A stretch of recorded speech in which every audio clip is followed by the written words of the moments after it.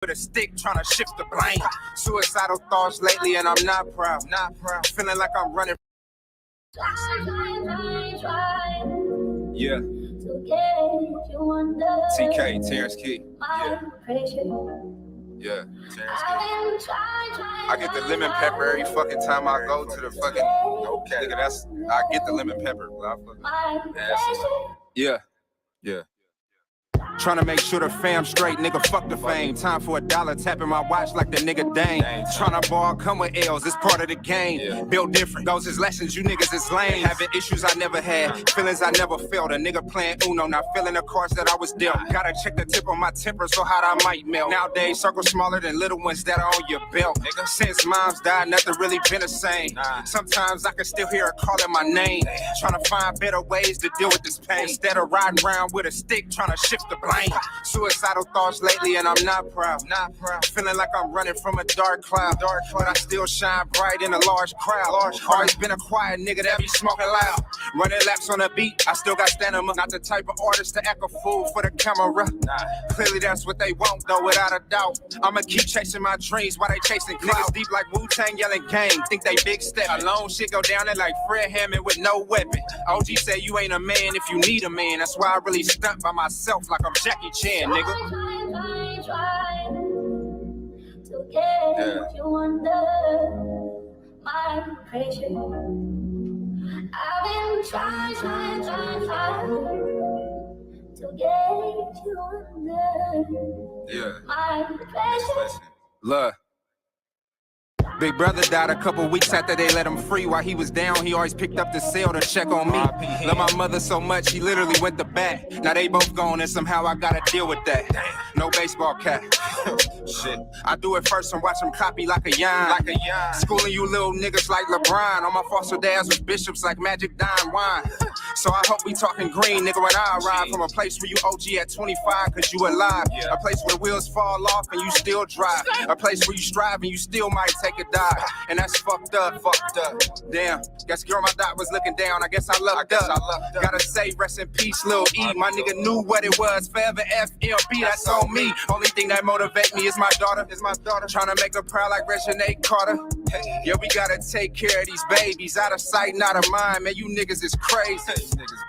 Man, you niggas is lazy, that's facts. I be with my daughter, nigga, every day, facts. Ask around TK, he don't play facts. All about my chips, no Frito-Lay facts. Nigga. Freestyle. Lemon pepper. Yeah, vibe. TK, here's G.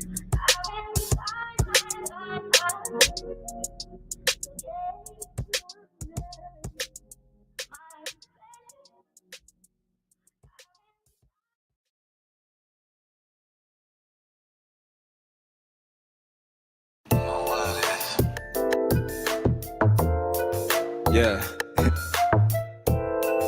Real shit. Keith like sweat. Look, man, I swear to God, my nigga Roach really made this in the whip. Off the hip, there's some pussy call him, so he had to dip. We some pimps, nah, we some players from the Himalayas. I don't trust you, bitch, I sleep with one eye open like a raider. What's next? You been on my line. Face I never text, but that's sex. Then that shit the best. Take away the stress. Left your ex. Now you breaking necks. Out here chasing checks. I respect Serena body. Your pics be serving on the net. Like, damn, girl, I just want you to know you really bad as fuck. Oh, God, I see it glow. You know a nigga love it when you shake it to the flow. So, is we on the high? We gon' keep it on the low. Let me know. Yo, Mama's in the kitchen with the sauce.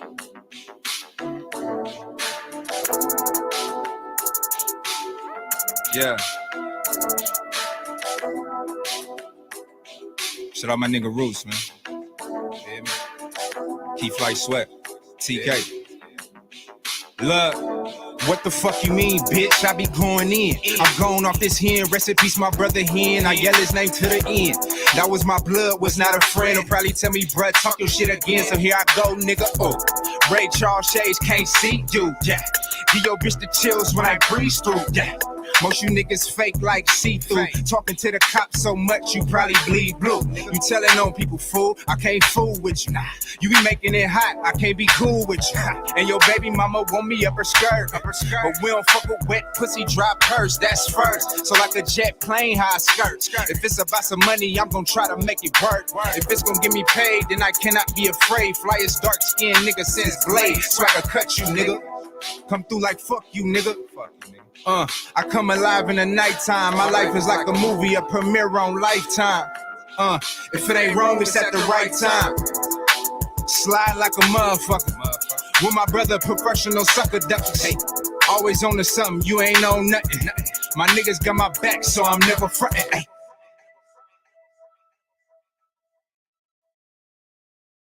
Now, Rockland, Mama's in the kitchen with the sauce. Living at the speed of light, it's hard to follow. I could be dead by tomorrow. Rest in peace, my big brother in. Trying to face shit best way I can. So I ain't got time to wait. Get out, I've been down and out for too long. Niggas long and I'm too strong. Yeah. Living at the speed of light, it's hard to follow. Terrence Key. Shout out my nigga Roots. Keith White Sweat. That Mark was heading.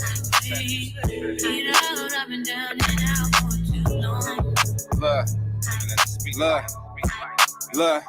I'm living at the speed of life cause I'm just trying to make it. Shit is too real, nigga, I can't even fake it. Early morning moving too fast, but ain't got no time to break it. Cause I had to defend my life last night, a nigga try to take it. And I'm just trying to face it. Time ain't waiting, so I don't waste it. Gotta go get it, niggas tired of being patient. We come from the basement, elevation, blood, sweat, and tears on pavement. Now when we step out, it's a celebration. Fuck you mean, they did me dirty, so I'm coming clean. But I'm fresh, so I'm in her mouth, just like Listerine. My brother got 2 K's, just like Krispy Kreme. Masked up at your door, but it ain't Halloween. But we still make them scream, do anything for the cream. Because we know that it rules. Niggas with the class with guns every day, but never shot up no schools. We just trying to bang blood, but I got us swimming in pools. I guess this is what happens when no one follows the rules.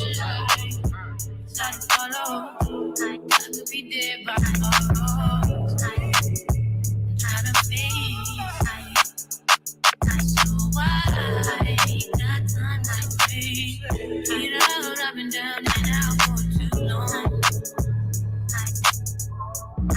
Look. Been a minute since Terrence got the pen. You a snitch, dog. We see your name on document. We on the go, you throwing shade like a great tent. And every time I shoot you straight, you get all bent. Out of shape, gotta skate, your body exercise. I need that shit organic. You be bringing the pesticides. You write a fiction book with your excessive lies. Me and in my bag like extra fries. I come from the bottom. She love my death mob sweatsuits and how a nigga rock them. Loving hip hop, how bitches jock. Just touched down in Atlanta. A nigga feel like Julio, but he was raised around wolves. I'm Rubio.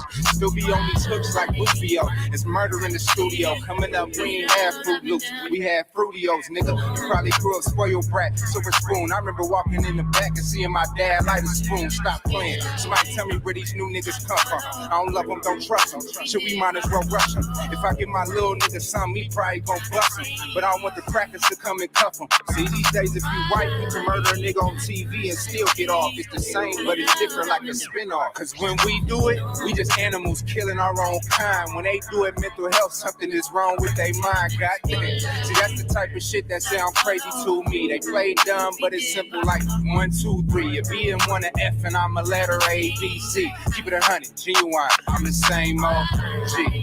Yeah. Been down and out for too long. Nigga up too strong. I'm gon' move on. Swagger on duh, diamonds just Sakasha trying to pick my brain and judge me like a book. I don't got many likes, but I got a lot of looks. My picture on the news, they trying to label me a crook. They say I do too much, I say I'm off the hook. They ask me where I've been, I say I just came from the hood. Smelling loud off this good, the whole day out in Jug. These niggas wanna go to war, man, I wish they would. Oakland like Baghdad in my neck of the woods. Rest in peace, my nigga Lil E, man. RP my big brother here. Shut up my nigga J Martin, just let him on. Speed of life.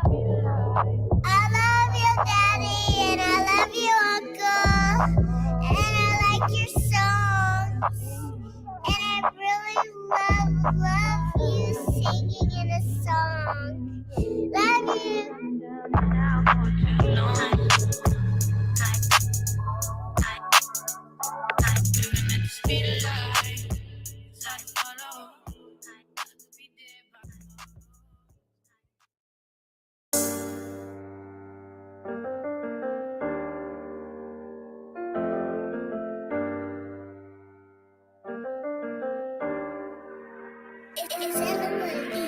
I talk that shit to my hood, how we done lost it all. Had some good and bad times, never thought we would fall. It's like we even up the score, then we missed the ball. Hey, what's up, UV? Hey, I was listening to your song all day. what? Yep. What's up, baby? See the camera? What you do today in school? What you do? In the streets and they What you do? I know you can It's a race What to you my do? dreams down a long haul. Obstacles in my way, I start to duck and crawl. Gotta get it by any means, just a casting call. Free the gang that's behind the walls. Say it twice, let you know that I mean it, dog. Come from where I'm from, now you the underdog. Trying to control your life, just like an analog. Life is blurred times, moving like you in the fog. Only the real. We as young boys, RIP Rome, man. When we was younger, I mean, this is the block where he got killed on. You feel me? A small little altercation turned into something big. I mean, he wound up getting shot. Story was so crazy. He's the first nigga I had on twice. I'm like, man, gotta get the story out, man. Yeah. I said,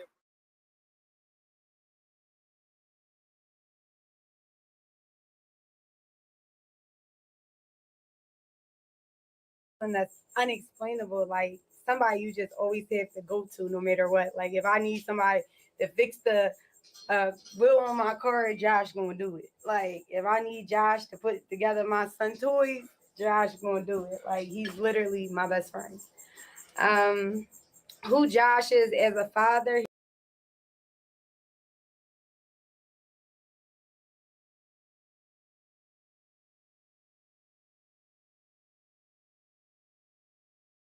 At the roots, he let the beats build, bitch. And we never switch. Even if I'm rich, I'll be broke like I'm Mitch. Niggas talking down, but that's headed in the wrong direction. But I knock that shit out like the boxing section. Cause they can't touch what they can't see. All I gotta do is be the same me. All I gotta do is keep it G. Always be the same me. While I'm silent, boy, they can't change me. No. What's going on? What's going on, man? We live from the boxing session, man. What's going down with everybody? Yo, Mark West, Jalen, what's going on with y'all, man? Salute to y'all, man. We finna get it started real quick, man. And get it going. You feel what I'm saying? Listen, we got a world premiere, you know what I'm saying? Not just of the city, but a world premiere of my boy Terrence Keefe's new song, you know what I'm saying? Fire. You know what I'm saying? And that motherfucker is fire. You dig what I'm saying? So we're finna get into that in a second. Deshaun Brown, what's up, my guy, man? You know what's going on. So you're probably gonna play it like 2 or 3 times today. Shout out to my nigga TK, man. He definitely watching right now. I just got the phone with him and shit.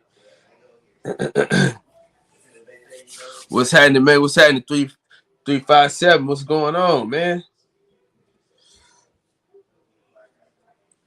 Yes, sir. We in here, man. We finna get in a second.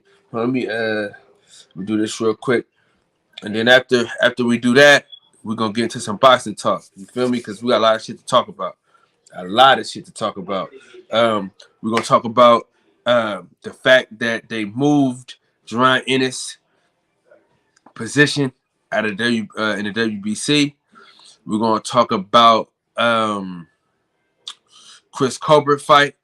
We're gonna talk about the Kell Brook versus Amir Khan fight. We're gonna talk about What's next with Devin Haney? Because you know he's being ducked like a motherfucker. So we're gonna do that too as well. For right now though, finna get y'all. We gotta. Let me see where this nigga. He said it was up here, but I don't see it. Oh, here it go. Here it go. Here it go. Let me see what's up. All right. We finna do it like this.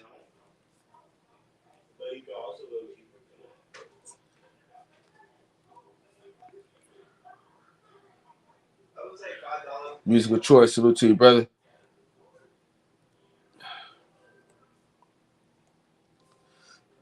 All right, here it go. Y'all tell me what y'all think. We're gonna do this like this. Y'all tell me what y'all think. Deep inside of me, I'm so inspired knowing that it's my destiny. I pray like a champion, I dream like a champion, I say I'm a champion, it's meant to be. Yeah. TK. Shout out my nigga Leo, man. Look.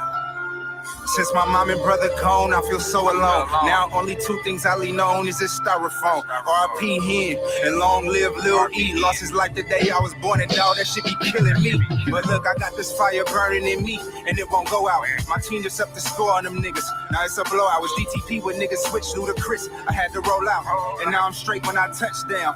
It's a go route. We ain't playing no games, though. Neck this look like a rainbow. I'm geeked up like I'm Fabo. Demon time with a bad bitch, but she look like an angel. Lord forgive me, just trying to stand on all 10 and keep it G like I'm Jimmy. Cause for the gold, they'll make you bleed red. I'm from the town, but they'll have 49 niggas on your head. I could feel the fucking bay with all the tears a nigga shed. Think about my mom dead in her bed and the last word she said. Shit get real, yeah, this shit get deep, ayy. OG said you might get hit if you play in the street, ayy. You either drive or you gon' ride, a nigga have a seat, ayy. And if you get in a wreck, just make sure you don't speak, ayy. Look, sometimes I wake up ready to throw in the towel. Then Marley said good morning, daddy, and hit me with her granny smile. Now I gotta wake it up, shake it off, and get to it. Cause everybody get here, but don't everybody get through it. TK, everybody make it. Life is what you make it, nigga. I don't give a fuck what they say. I'm gonna fulfill my dreams. Straight up. Fulfill my dreams. That's on my mama. That's on my mama. I got this fire burning in me, and it won't go out. I got this fire burning in me, and it won't go out. Dream like a champion. I think I'm a champion. Look, knew my destiny since a child, so like Kelly, I'ma keep it rolling. Green lights in my sights, so I'ma keep it going. Yellow bitch, I beat it up, and now her pussy swollen. Then I left her on red, now she just stuck hoping. Sorry, baby, I got dreams to reach. I'm a king like Martin, they listen to a nigga speech. But nowadays, I ain't even trying to hear a preacher preach. Cause they don't be out here trying to practice what they teach. Can I keep it real? Putting my true story in my rhymes. This ain't Jack and Jill. Used to go fishing every weekend when I was back with Phil. Man, I learned patience, really mastered it. Eventually, you'll get it if you keep on going after it. I can't quit. I do this for my daughter, brother, mother, so I can't quit. Me and my team, these trophies, rings, and things. It's a banquet. Don't be the one I'm at the club, be the one I'm at the banquet. Whole world, but I got it covered, baby. It's a blank shoe. Blessed cause I'ma be the same me, nigga, not you. Word, that weird shit is for the birds, nigga, Zazu. Why you lying, king? You must be smoking on that Zatu. Nephew ready to shoot anytime like he Dabu, so be cool. Life is what you make it, at least that's what they say. Well, I think I'm gonna make it, fulfill my dreams someday. I feel this fire growing deep inside of me. I'm so inspired knowing that it's my destiny. I breathe like a champion, I dream like a champion. I think I'm a champion, not today.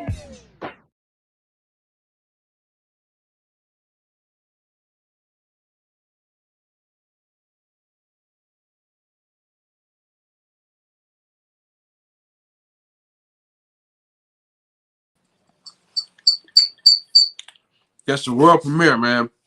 Justin, what y'all think about that joint, man? Absolutely fire. I'm stop talking my mouth full, cause oh shit, 817 Boxing B. What's happening, big dog? YV, what's going on?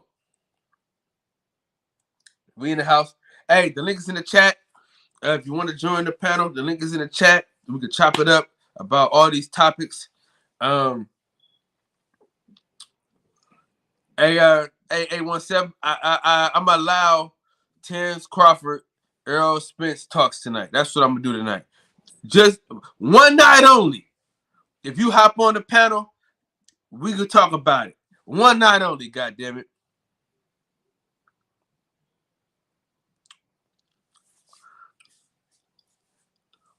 Absolutely. Absolutely.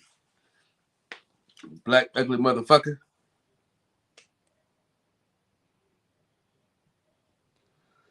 Hey, you gotta show me your face, but dog, I can't. You got to show me your face, fam. All right. Hold on, real quick. I gotta protect my neck.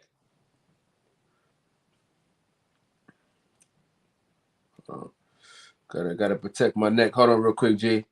I gotta protect my neck.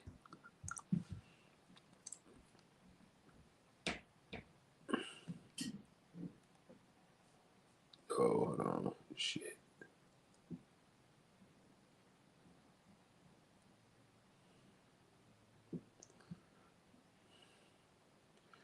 Dude, this shit crazy. What's going on?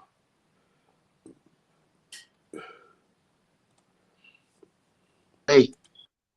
What's up, bro? Could you see me? Yeah. I got you. I had to make sure. I had to make sure. Okay, I'm gonna take the cam off though. Yeah, you good. You see me, right? Yeah, you good. All right, good. Yeah, I'm with you, brother. I'll rap with you all night if I have to. Yeah, no, we be having trolls and shit, man. I be having to make sure. Yeah. I know, man. I'm LDBC down, man. I've been doing it for years, man. Hey, I was over there with brother BFTB when he checked me in Kuwait, so it's all good. For sure. Now, a few things to talk about, right? Yeah. I think we'll start off with Devin Haney. And what a tragedy. You know, I knew he wasn't gonna get the fight though. You know, that's the thing about it. Is as sad as it is, I knew he wasn't getting that fight. When Kambosos did all that shit, I said all he did was use Devin Haney's name like all these niggas do. Use Devin Haney's name to get the clout, and then they go a whole nother way. Yep. That's all they do. That's all they do. Lomo did that. Everybody do it. And it's a tragedy to all black fighters and these so-called what they call decafs, dumbass casual fans. They always want to pick a boxer and then they want to turn around and don't want to see the best fight the best. And it just getting to the point where I don't have a favorite boxing fan. I like Errol Spence. I like Deontay Wilder. But Deontay Wilder proved that he a warrior. Errol Spence proved he a warrior. Devontae Davis is being controlled by a bullcrap, but a genius. I gotta say,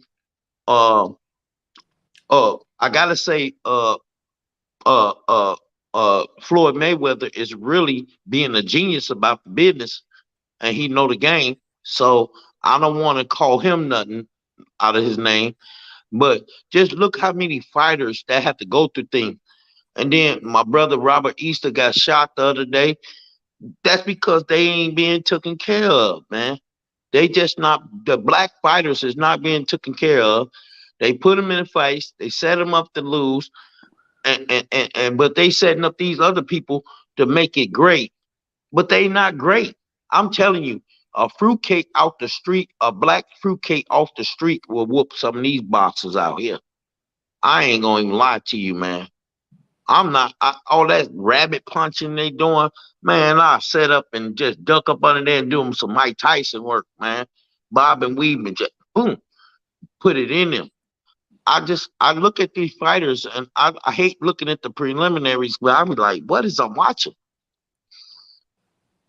It just amazed me. It just amazed me. And I've been watching boxing since I watched a lot of Muhammad Ali's back in the day, man. I'm 52 now, so it's just tremendous how the game works. You just got to be a people person, and they just got to like you for you to make it. If you black and they don't like you, if they like you, they'll let you make it. If they don't like you, you ain't gonna make it. I don't know why they don't like Devin Haney. Devin Haney don't do nothing disrespectful. To me, I thought David Haney was still a virgin for a minute. You know what I'm saying? Until I seen him with the girl the other day. Other than that, I thought he was still a virgin. He had some of the baddest bitches. That's how he got on Shade Room. But the thing about it, man, he's independent. He went the route. He went the route that nobody wanted him to go down, and that's what happened. I think he's blackballed, man, because there's no way he got it. That type of shit happens. But shout out to L Dub Boxing. He dropped some shit on me today, and he was saying that the fight with Mickey Bay and Kambosos, that happened with Top Rank. So they owed Bob Arum a favor. So that's how the Lomachenko fight was able to take place like how it did. Okay. So that's what it was. It was a favor for a favor. Nigga, you owe me one. I'm collecting on my favor. Right. I feel you. Boy, you eating good over there. What you eating on? Some neck bones or something? Cookie butter and banana sandwich. Okay. Yeah, I had me some turkey necks and beans with some Kentucky Fried Chicken and coleslaw. Wait, what country town you from? Well, I'm originally from Chicago, but I live in San Antonio, Texas. Okay. Yeah, I'm trying to sell this house, man. I'm finna go to my ancestral homeland. Everybody be thinking I'm tripping. They talking about ancestral homeland. I say, man, I ain't come from Africa. My people came from here. You just read your American history. I don't believe I came from Africa. I've been to Africa many times. I spent time over there. I'm not from over there. There ain't no way we came from over there. We don't have none of their tradition. I'm telling you right now. But you know, I let black people say they came from Africa. Okay. Tell your ass over there and find out if you came from Africa. Your ass be trying to get back to America real quick. I be laughing at them. They talk for inexperience. I've been over there. Ain't no way. Hell no. Them niggas know how to go pick out weeds out of ground and get food and all that stuff. I don't know nothing about that. I know about America though. Yeah. Yeah. My family came from Mississippi. That's as far as I know. I can go back. I can go back to 1899. That's it. 1899. I can't go no further. My boy Andrew Charles, man, and my boy Jay, man, what's up with it? I can tell you this though, my great grandpa sold my great. Hold on, how the fuck? So basically, my great grandmother. Think not her dad, but her dad's dad, I think it was, sold her dad's dad into slavery. So basically, my grandpa sold my other grandpa, his son, into fucking slavery.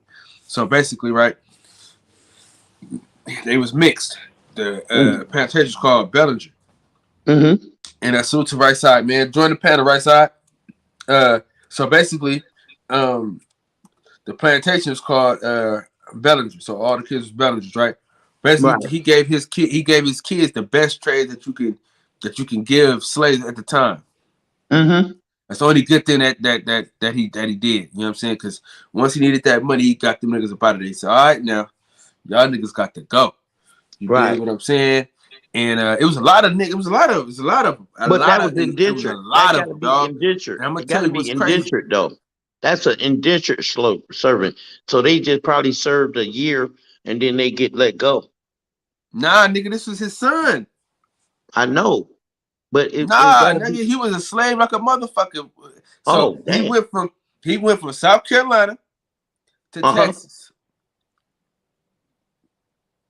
But he was a blacksmith. So he was able to, you know, move him around and get some good money for him. Right. Yeah, but that nigga, he came from his ball sack, brother. Yeah, because I was stationed. I built the solar plant in Brackettville, Texas, and that's where the Buffalo Soldiers was at. That's the one that used to run the Mexicans off back into Mexico. Cause I'm over there where they did that movie, No Country for Old Men. You ever heard that? No Country for Old Men. It's a movie called No Country for Old Men. No Country for Old Men. It's a good movie. You gotta watch that if you've never seen it. And I'm there, and I'm looking at the nostalgia of what the Buffalo Soldiers. They was like 6 foot black soldiers. They was all black soldiers in the American Army, and they used to run the Mexicans. Mexicans used to be scared of them. But see what America did. They really stole our culture so bad where they made it seem like Indians was running around looking like them little funny ones on TV, but it was really us. Cause I got books on it. I got so many books on it, man. And when you get these old nostalgic books, it don't look like these was white folks or Mexicans running around. It looked like straight black folks to me. I got books that, man, was written so old, man, that you got to be ginger with the paper. Yeah. So I question that they really did that transatlantic. They did that transatlantic slave trade, but we was already here when Christopher Columbus came here. They don't tell you about the 51 wars that we went through, and finally they conquered us. And when they conquered us, we was already here. They made all that stuff is just nostalgia, lie, fictional stuff. You can't believe nothing that American books say. I can't. Nigga, I can't agree with that though, bro. Because I done went to Chicago State University and everything. I studied this stuff, man. I'm telling you, that stuff is fake. You got to look at the real thing. Taylor Bell, salute to you, brother. We came through here when the Syrians took over. When the Syrians took over the last 10 tribes, 3 of them went down to Africa. The other 10 crossed over to America. They didn't come to us. They tried in 1492. They didn't conquer us till 1619, bro. You can look it up. That's why America getting a judgment now. America finna get this judgment. Rob G. Film. They finna get this judgment, bro. They finna get it. I don't want to comment on that no more because my brother STB he cut me off while I was in the middle or something, boy. Well, I was finna cook on him.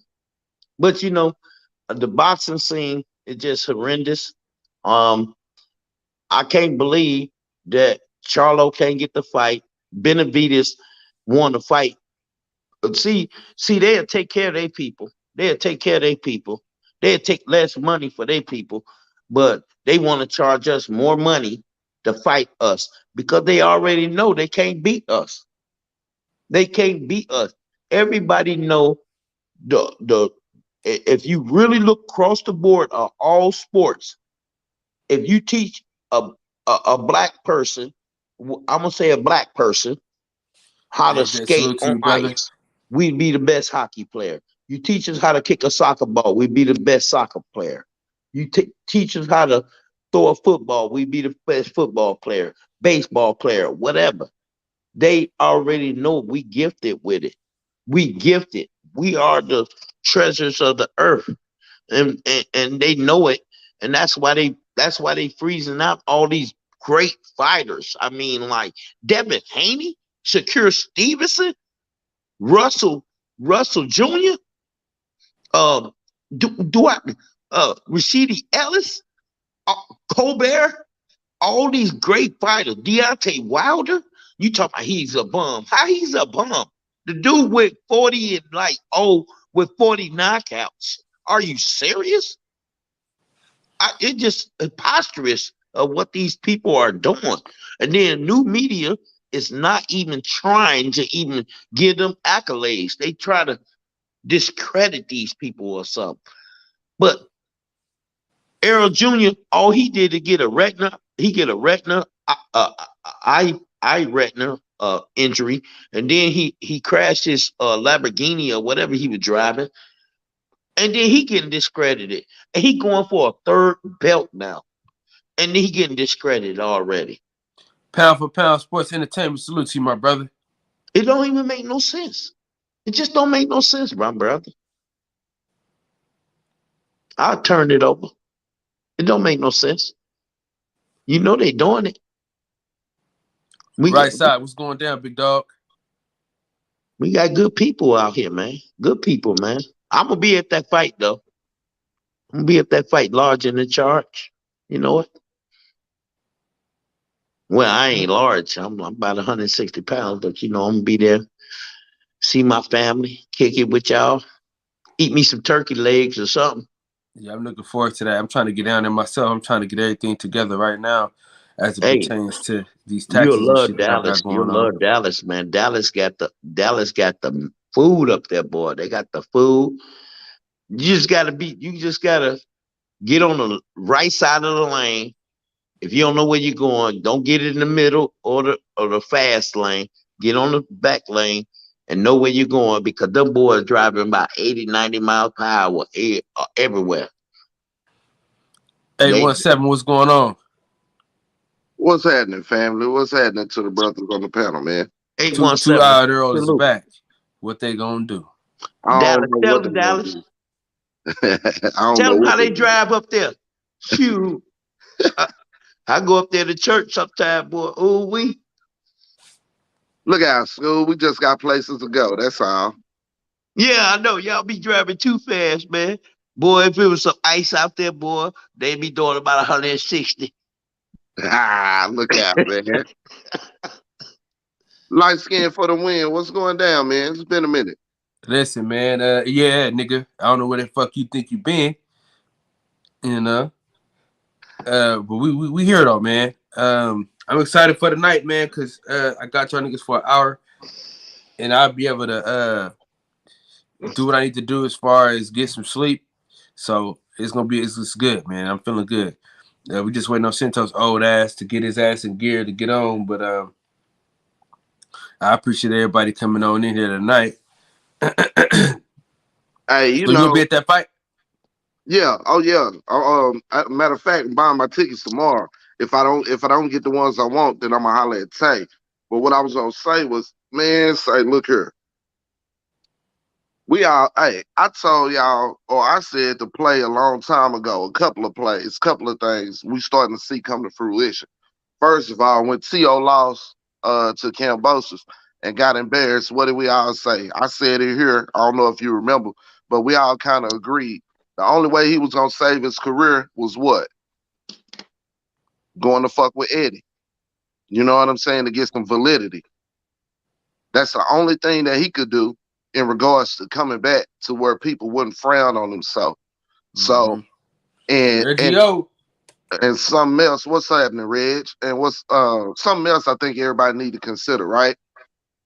T.O. Senior's personality is too big for him to come out and tell us how he fucking up, even though we can see it when it comes to his son. But you got to take it as, you know how they say people lying by omission.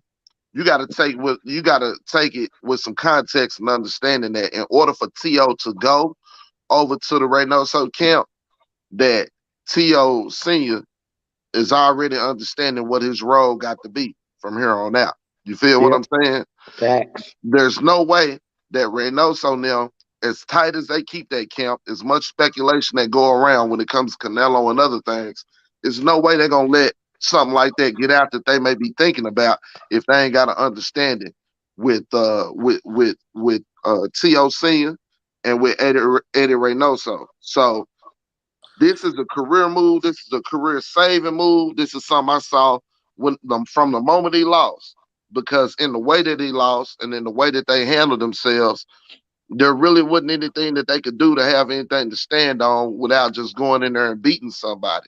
And only having his daddy eyes on him, we already seen how that worked out. So I think everybody should pay attention to that and say, man, we got to quit lending. I'm going to say it again. We got to quit lending ourselves to these people who don't who don't mean us no good, man.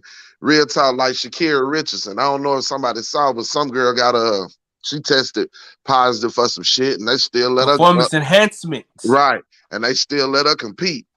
Shakira smoked a blunt, and they smeared her ass all across TV and then pulled her out. You feel what I'm saying? Ain't nobody talking about that, but not only that, remember that gymnastics female? They made her sit out a couple of events.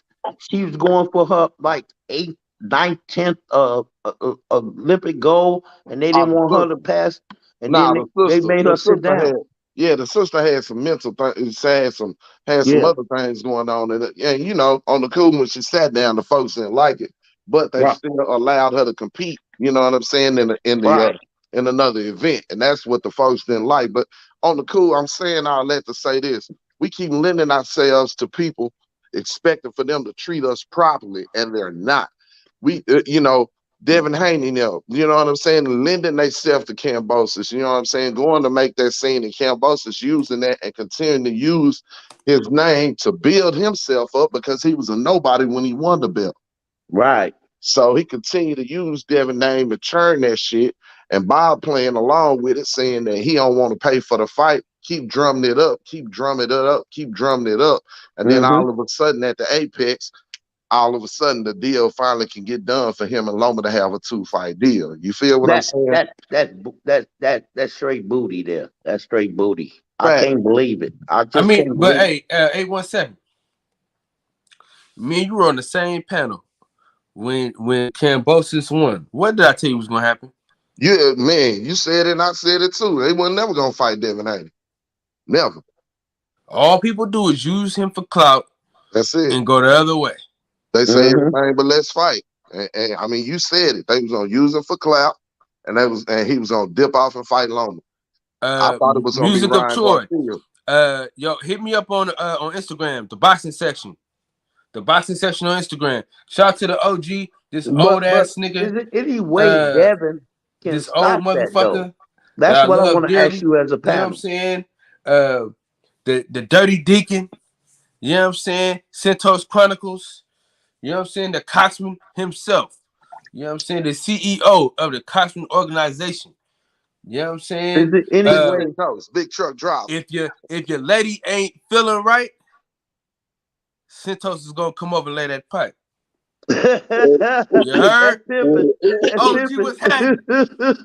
Hey, if you live anywhere off the interstate, goddamn it, you better put some cameras up because he probably done been to your shit. Hey, could I ask y'all a question? Could I ask you a question though? The question is, could Devin petition the Boxing Association to do a mandatory, being that he the WBC, to block that? Could he fight it? Could he put some type of fight against it? Let's be real. Hey, bro. We got to be real about this. Let's just be quite honest. The WBC has already come out and disrespected Devin Haney from the beginning. You know what I mean? And because of that, if you're gonna petition to Mauricio Suleiman, we already know what the results of that petition gonna be. I mean, even when it was time for Loma to fight under the WBC to fight Devin Haney, what they did, quote unquote, elevated him to the franchise champion, something that you got a petition for, something a designation that doesn't have mandatories, right? They elevated him to that, and they gave Devin Haney the supposed world championship.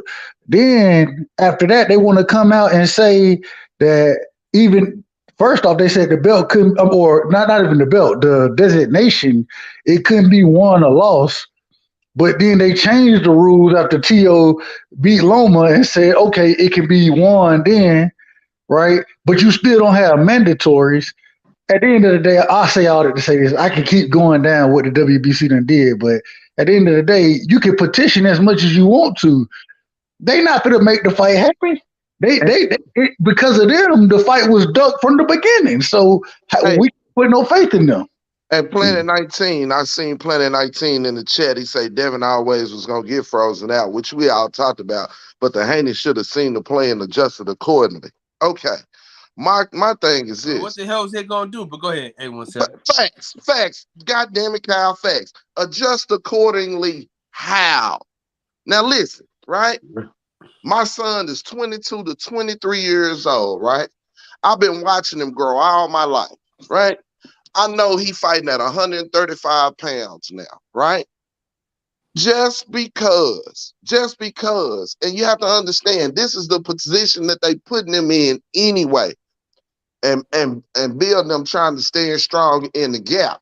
And no matter what we think about it, you have to think about caving to what the hell they trying to do and move accordingly. What do? Jump up to 140 pounds when you ain't ready?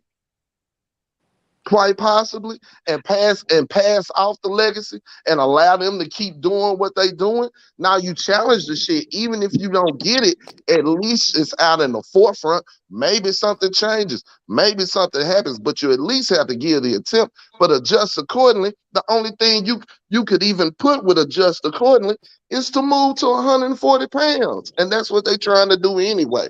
Why give them what they want? But I agree, 817. I agree 100%. At this point in time, man, you know, we on a lot of panels or we in a lot of chats together, so we done heard the same thing. Devin Haney does not need to move up to 140 right now. What he need to do is, and I don't know if this is the right move, but he should have been sued the WBC. Even, regardless of what happens or whatever comes from the lawsuit.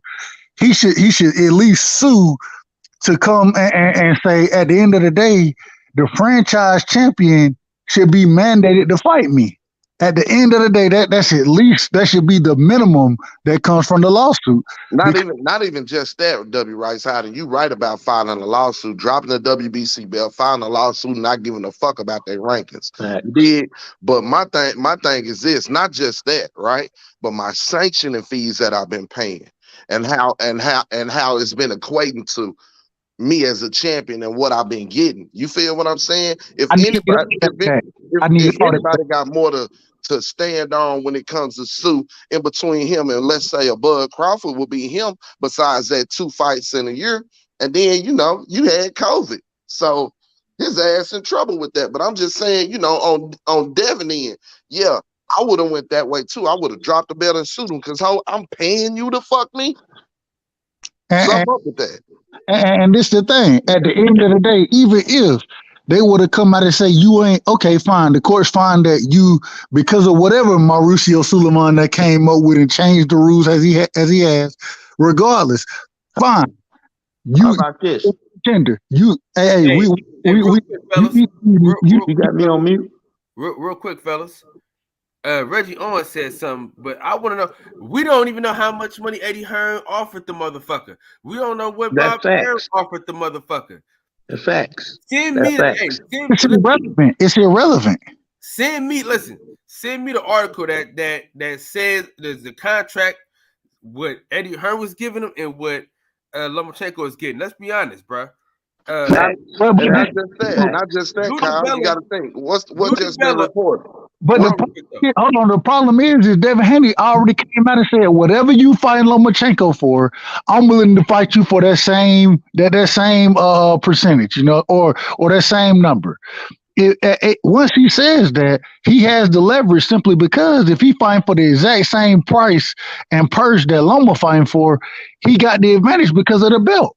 But right now, look, think though, fellas, real quick, this is what you got to think about. See, y'all thinking about this one fight. Y'all not thinking Lou DiBella got way more than just Kambosos. He got to think about these 5 other fighters that I can put in position to win titles. You dig what I'm saying? So he doing this shit for the back end. he know that the fighters that he has, he knows that he can match them up with top-ranked fighters. Easy. He know he can get them on ESPN. Easy. That the zone shit is hard to maneuver. So my thing is, I think he set it up for his other fighters. I don't think this has shit to do with Kambosos. I think this is a money play. You ask me. And we It all, might be. Yeah, we you're also right. heard You're right on that one. relationships too. You're right. We On business sense. Yeah, you're right. We also heard relationships too. I mean, you heard David Benavidez and Andre. You know, that's a big fight that's being talked up. If they both win their fights, That's you know, nothing. everybody was talking about them fighting next. Put the brakes on it. Just like Keith said, and I was thinking the same thing. Shit, the advisory roles don't change. They still advised by Al Heyman. You feel me? Boo Boo them still left Al Heyman and Charlo them out to dry a week before the fight. Man, So your chat how, snapping, man. Your chat snapping up in there, boy. so how in the hell is that fight gonna get made?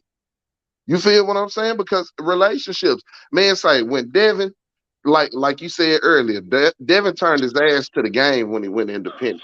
You did. And then signing with Eddie Hearn, I mean, on the cool, when it comes to the promoters, pissed him off, number one, because he from over there, right? Number two, we already know Eddie history with Bob bidding on T.O. shit, fucking up the game. He crossed game too many fucking times too. Thank you. With his And stupid ass. you see, Leonard already want to smack him. So how the fuck you gonna get a Tank and Dev fight Leonard's or soft Tank ass and don't wanna Loma do fight shit. or Dev and Loma fight? How you gonna get these fights? We talking about the fighters ducking and shit. That shit is apparent.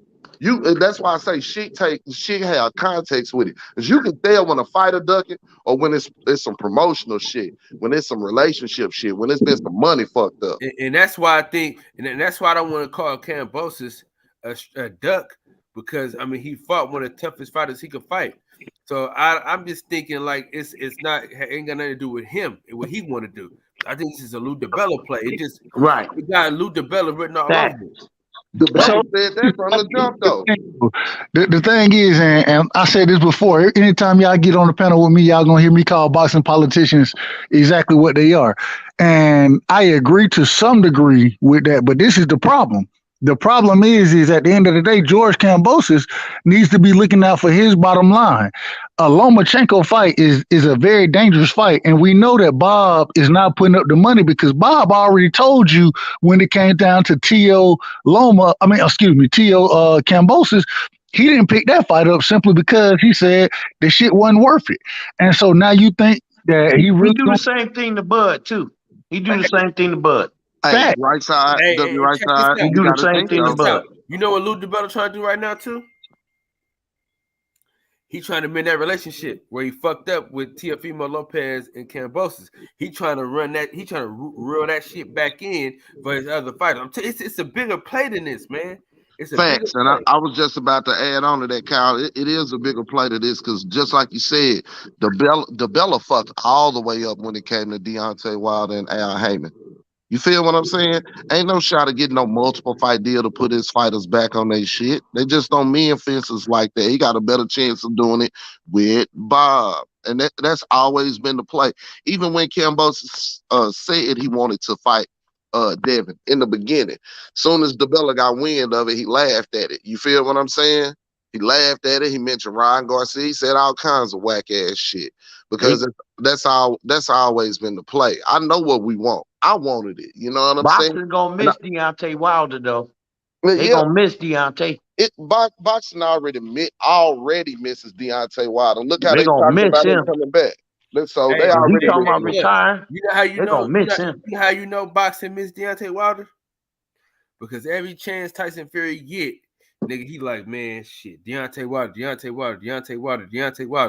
Like Deontay Wilder gained that motherfucker respect because he used to talk that shit. He don't say none of that Dawson shit about Deontay Wilder no more. Shout out to Mir, man. Shout out to my dog Mir in the chat. He might have beat him. But he know that was a formidable appointment there. That was a formidable opponent there. Deontay talking about he a bum and he all this. Man, Deontay will hit you and knock your head off. Are you serious?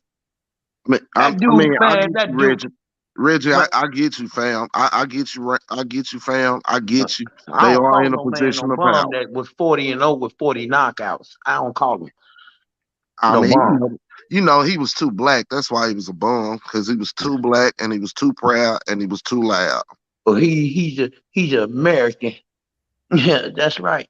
Man, I love my brother, man. I just love my brother, man. I got much respect for that man, man.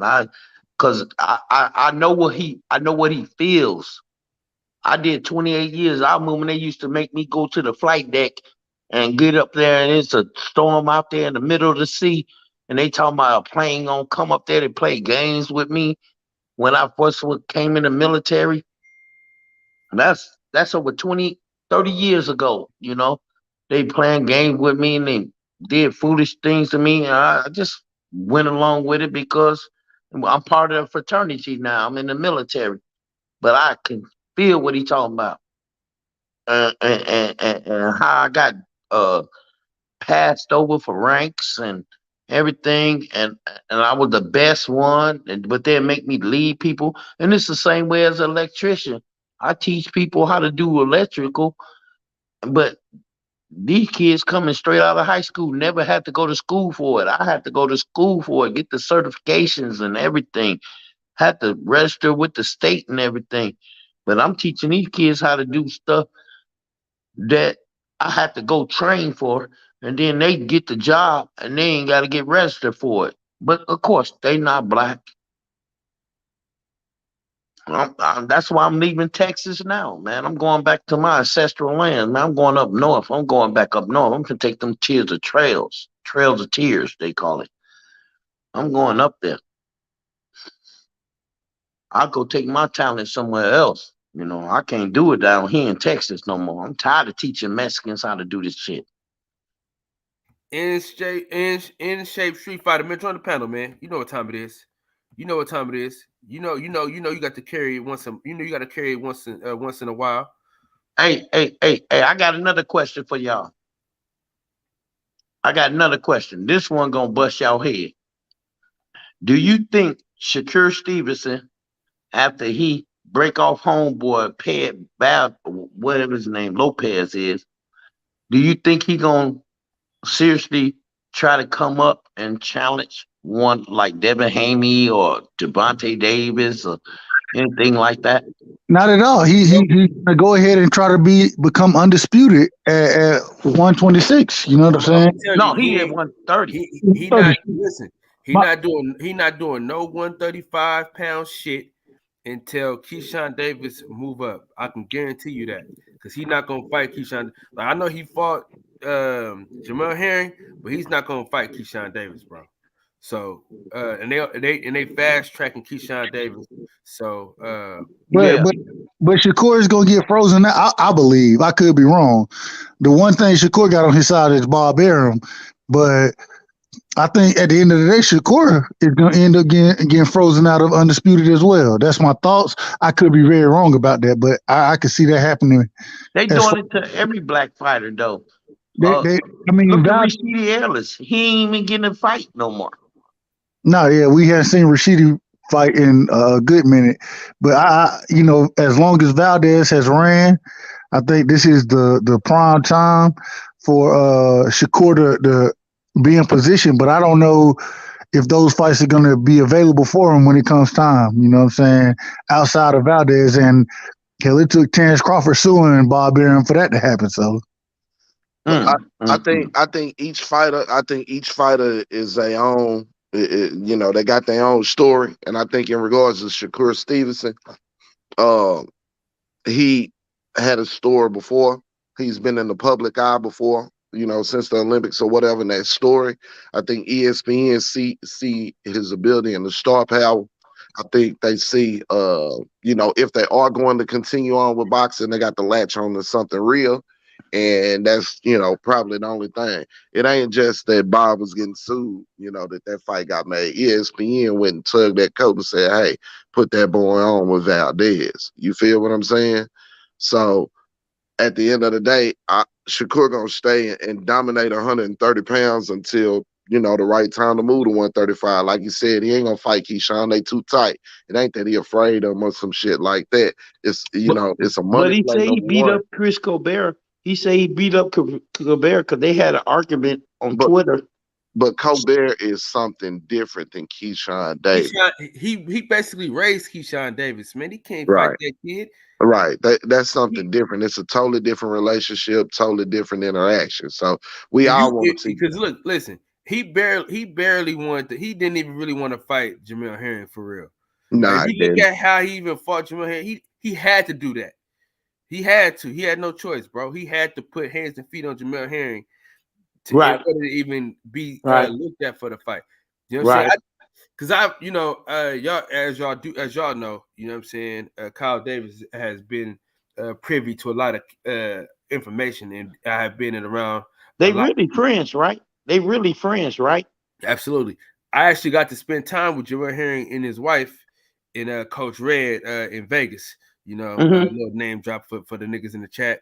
You know what I mean? Let y'all niggas know what's going on. But yeah, they didn't want to fight each other. They wasn't supposed to fight each other. So what was supposed to happen? Burchelt was supposed to fight Jamel Herring with his scary ass. That's what was supposed to happen. Right. And then Shakur Stevenson was supposed to fight Jamel Herring. He was supposed to fight Oscar Valdez. That's how it was supposed to go. It was supposed to be black versus Mexican, and then whoever won, then they fought. But it is what it is. He had to. See, that's what I'm saying. They want to pit the black people against the black people all the time, but the Mexicans want to step out. And now, if the Mexican can beat the black guy, they'll put it against it. I can see quite naturally, but every time I'm watching boxing all the time. I'm going back over videos and everything. I noticed one thing: they put somebody against somebody that's weaker, but with our best, they won't do it. They just won't do it. They freeze them out. They won't even let them fight nobody that's good. I mean, you can look at it from Canelo all the way down.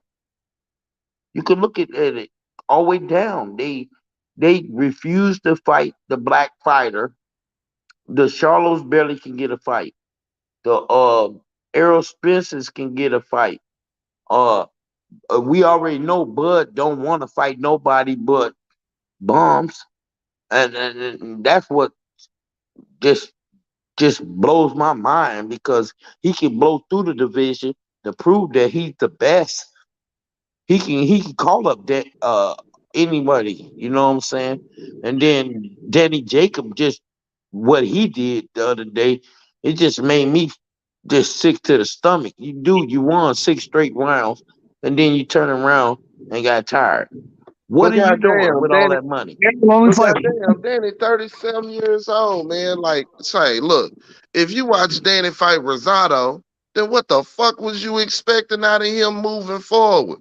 If he fought like that fighting Gabe Rosado, he should have got on his toes. He should have bobbed and weaved and got out on his toes. Right, but them toes it's 37 motherfucking years on them toes. I'm 52. I still do it. School. I heard something. Did you say? You don't do it on that high level, man? Come on. Hell no, not on that, not on a professional, not on. Man, I'm gonna give me some turkey butts and beans on that one. But did you say Errol was boxing bombs? Did you say that? No, he said Bud.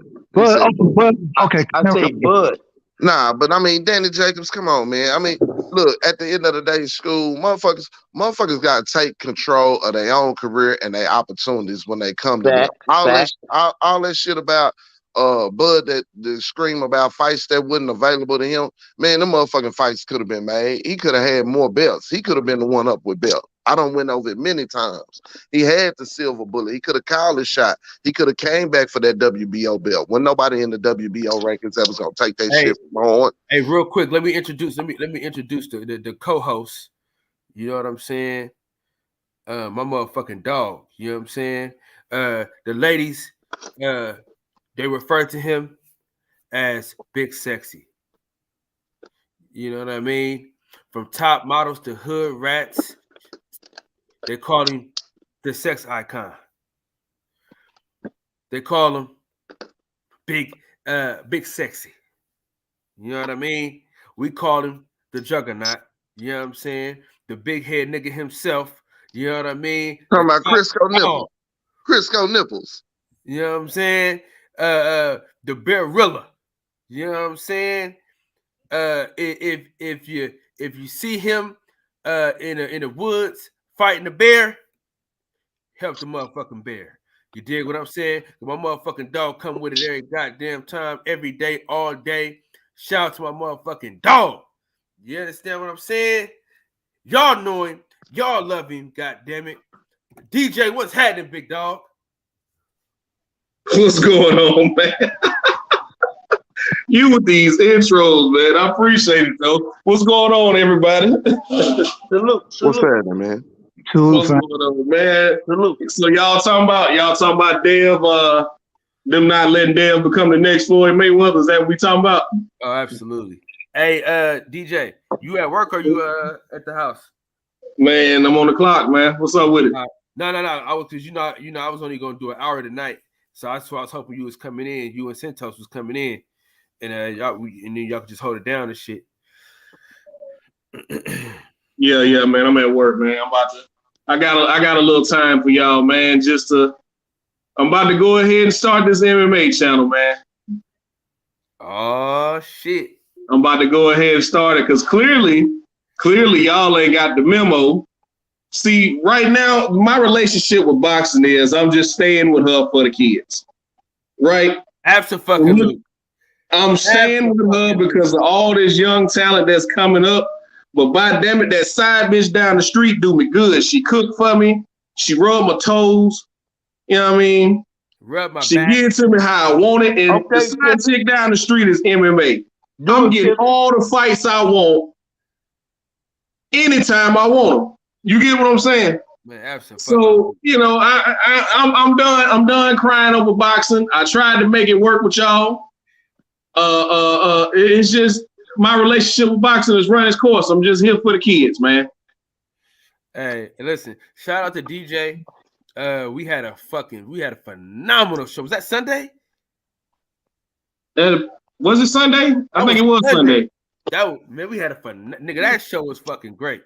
And then yesterday was another great show. I feel like I'm glad that I'm really glad that Fred stops his show early, man. Because damn it, I'd be excited to get here early and fuck with y'all and be able to stretch this shit out further out. You know what I'm saying? We have some great shows. Absolutely. Bro. I've been back on my grind. Hey, listen. If you're not Kyle, before you say what you about to say, yeah. Have you bought your ticket to the fight yet? No, not yet. All right, I got my ticket, man. Next thing I gotta do is book my flight. Whoa, you bought your ticket without me, cuz? I mean, shit. I thought, man. Look, I'll tell you what section I'm in. Motherfuck you. Well, hell, we was in different sections last time at the Shakur fight. Yeah, still. And we ended up sitting on the floor. So you know. So listen, I'm gonna have our jackets done by then, by hook or crook. I'm gonna have our jackets done by then. So basically, man, if you in the crew, I'm getting these jackets made. You know what I'm saying? It's a trial run. But if you want to get in on the action after I get them made, if you want to get in on the action, you can let me know. But the crew is we're gonna have these coats ready to go. Let me just tell who in the crew before so y'all know. Y'all probably already know who is in the crew. So you know, but of course there's Arsentos, Best Pugilist, DJ, Champion Heart, and of course I know Muscle Car. Y'all know Muscle Car Q, of course.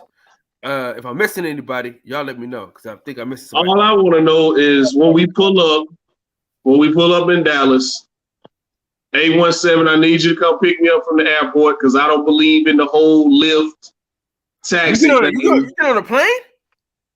Yeah, I'm gonna hop on a plane, bro. Shit, hold on. Elizabeth, I'm coming to join you, honey. You doing what? Bro, I thought we had this discussion the other day when I looked up a train ride to Dallas. I looked up the train ride to Dallas, bro, and they talking about 28 hours. Yeah, I'm good on that. Wow, they got this fight is able to. I gotta go. Now I gotta go. Fuck, man. I was trying to figure out. I was trying to save money. I'm trying to get this house, this chain. Y'all just don't want me to live right, man. Man, we ain't making you do nothing. So 817, you got me, bro. You got me. Listen, when your big You ass. know I got you, fam. You know I got you. I'm gonna get my shocks done, especially for you. Wow. You should have had them done goddamn 3-4 years ago. That big ass head. Shit, I bet you don't ride nothing but convertibles. You can't fit that head in shit. Hey, look, when I pull up, I'm gonna have the sign Albert Hainsworth.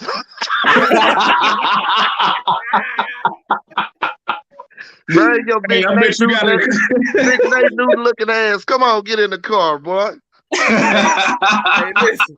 Hey, I'm gonna tell you this. This might be off topic, but man, y'all ever had some jalapeno cornbread? You know what, man? Oh, come on, he hang out with Come Picasso. on, man. Hey, listen. Hey, see y'all hang out with Picasso, man. Him and Picasso are gonna be good together. I need Picasso to join, so him and Picasso can have these unwanted comments. You ain't lying. Him and Picasso, they right on point. I thought it was Picasso at first. I had to look. Hey, listen, we could be talking about Bernie's Burgos, and Picasso gonna say, you know what, man? I had some fried chicken yesterday. Man, what? I saw Reggie Owens, man. If you still listening, I seen him in the chat earlier talking about some stuff. It's like, yeah, it's prize fighting. Of course, it's about money. Yeah, we know, and we also know Kambosos didn't want to fight Dev, man, because if it was that simple, he wouldn't have went on that world tour that he went on after he beat Teofimo. Remember, he went to Dev fight, then he went to Tank fight, then he went to Loma's fight.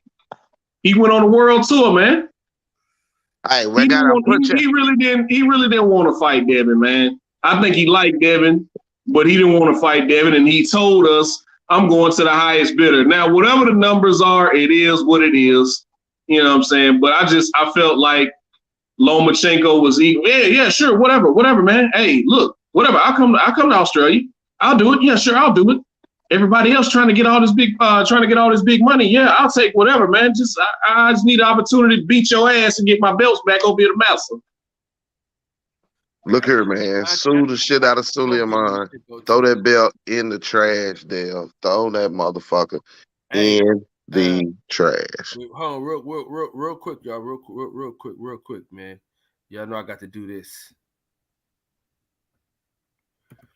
You know, in the words of the great philosopher Lil E, man, I want y'all to breathe air and live life. You know, it's always the truth and players meet. Thank y'all for breaking bread with me. Listen, I need y'all to stay on as long as y'all can, brother. And keep doing what y'all doing, man. Y'all motherfuckers, man. Y'all don't understand. Y'all keep me going, bro. Y'all don't even. I nigga be tired as a motherfucker. You know what I'm saying? And y'all niggas keep me. I could be tired as shit, sleepy, falling asleep with this motherfucker. And when I hear y'all niggas come in, and we get to talking about this boxing shit, man, y'all wake me the fuck up, dog. Y'all don't even understand, man. I can tell y'all niggas now, but your boy was battling some COVID-like symptoms last week, my boy. And you know what I'm saying? So I was fucked up. But you know, we managed to still come on and still chop it up. So man, I appreciate y'all niggas, man. Most definitely. DJ, you already know what time it is, man. That chain, I know you don't win no jury, but it's coming, nigga. I don't give a fuck. I win no jury, man. Jury make you a target. Well, just get boy, ain't nobody coming to snatch nothing off that thick ass neck of yours. I mean, yeah, you can. Hey, come snatch it. You know, you look real good with it in your casket. You know what I'm saying? This shit, boy. Hey, look, getting up there might be easy. Getting away from your ass might be a problem. Goddamn, nah, ain't nobody gonna risk their life like that. Centos, get some headphones with your old ass. Get some earbuds. The motherfucker had that goddamn he had that fucking drive-through fucking headset, Get some goddamn good. Hey, you know what? That ain't a Burger King headset if I ain't ever seen one, boy. Say, I'm gonna get the OG something though, man. Hey. Say, I'm gonna look out for OG Santos, man. You know what I'm saying? Me and him go back and forth, but I'm gonna look out for the OG. I need him to be safe on that road so he can talk shit to me. Yeah. Yeah, absolutely, man. I'll holler at y'all niggas in a minute. I'm gonna be in the chat though, so be safe, man. Get some sleep. You gonna be in the chat? You might well stay on. I mean, I gotta hit the shower and shit. I'll be having it on my TV. You know what I'm saying? Oh, you must. Okay, go ahead. Oh man, balls stank. You know he must. I didn't say what was musty. But go ahead. Hey, Get your ass in the shower. I need y'all to understand this though. Hey, if people not being like if people not being disrespectful, like real disrespectful in the chat, please don't mute these people, man. Don't mute them unless unless it's out some outrageous shit. Please do not mute or block people, man. You know what I'm saying? All right, please. Yeah, unless they bots or pretty much unless they bots, man. Don't block them. Man, I smell you from Texas, bro. Yeah. Hey DJ, what section you gonna be in, bro? I have to look it up. I have to look it up when I get off of here. I got it on my little SeatGeek thing. DJ, not too much public information, man. You know what I'm saying? Not too much public information. You don't know. How long we going for? To about 5 in the morning? Say what now? How long we going for? About 5 in the morning? You know what? My grandmama told me something when I was a teenager, right? When I was trying to stay late out here and chase these draws. Ain't nothing open past midnight besides jail and the hospital.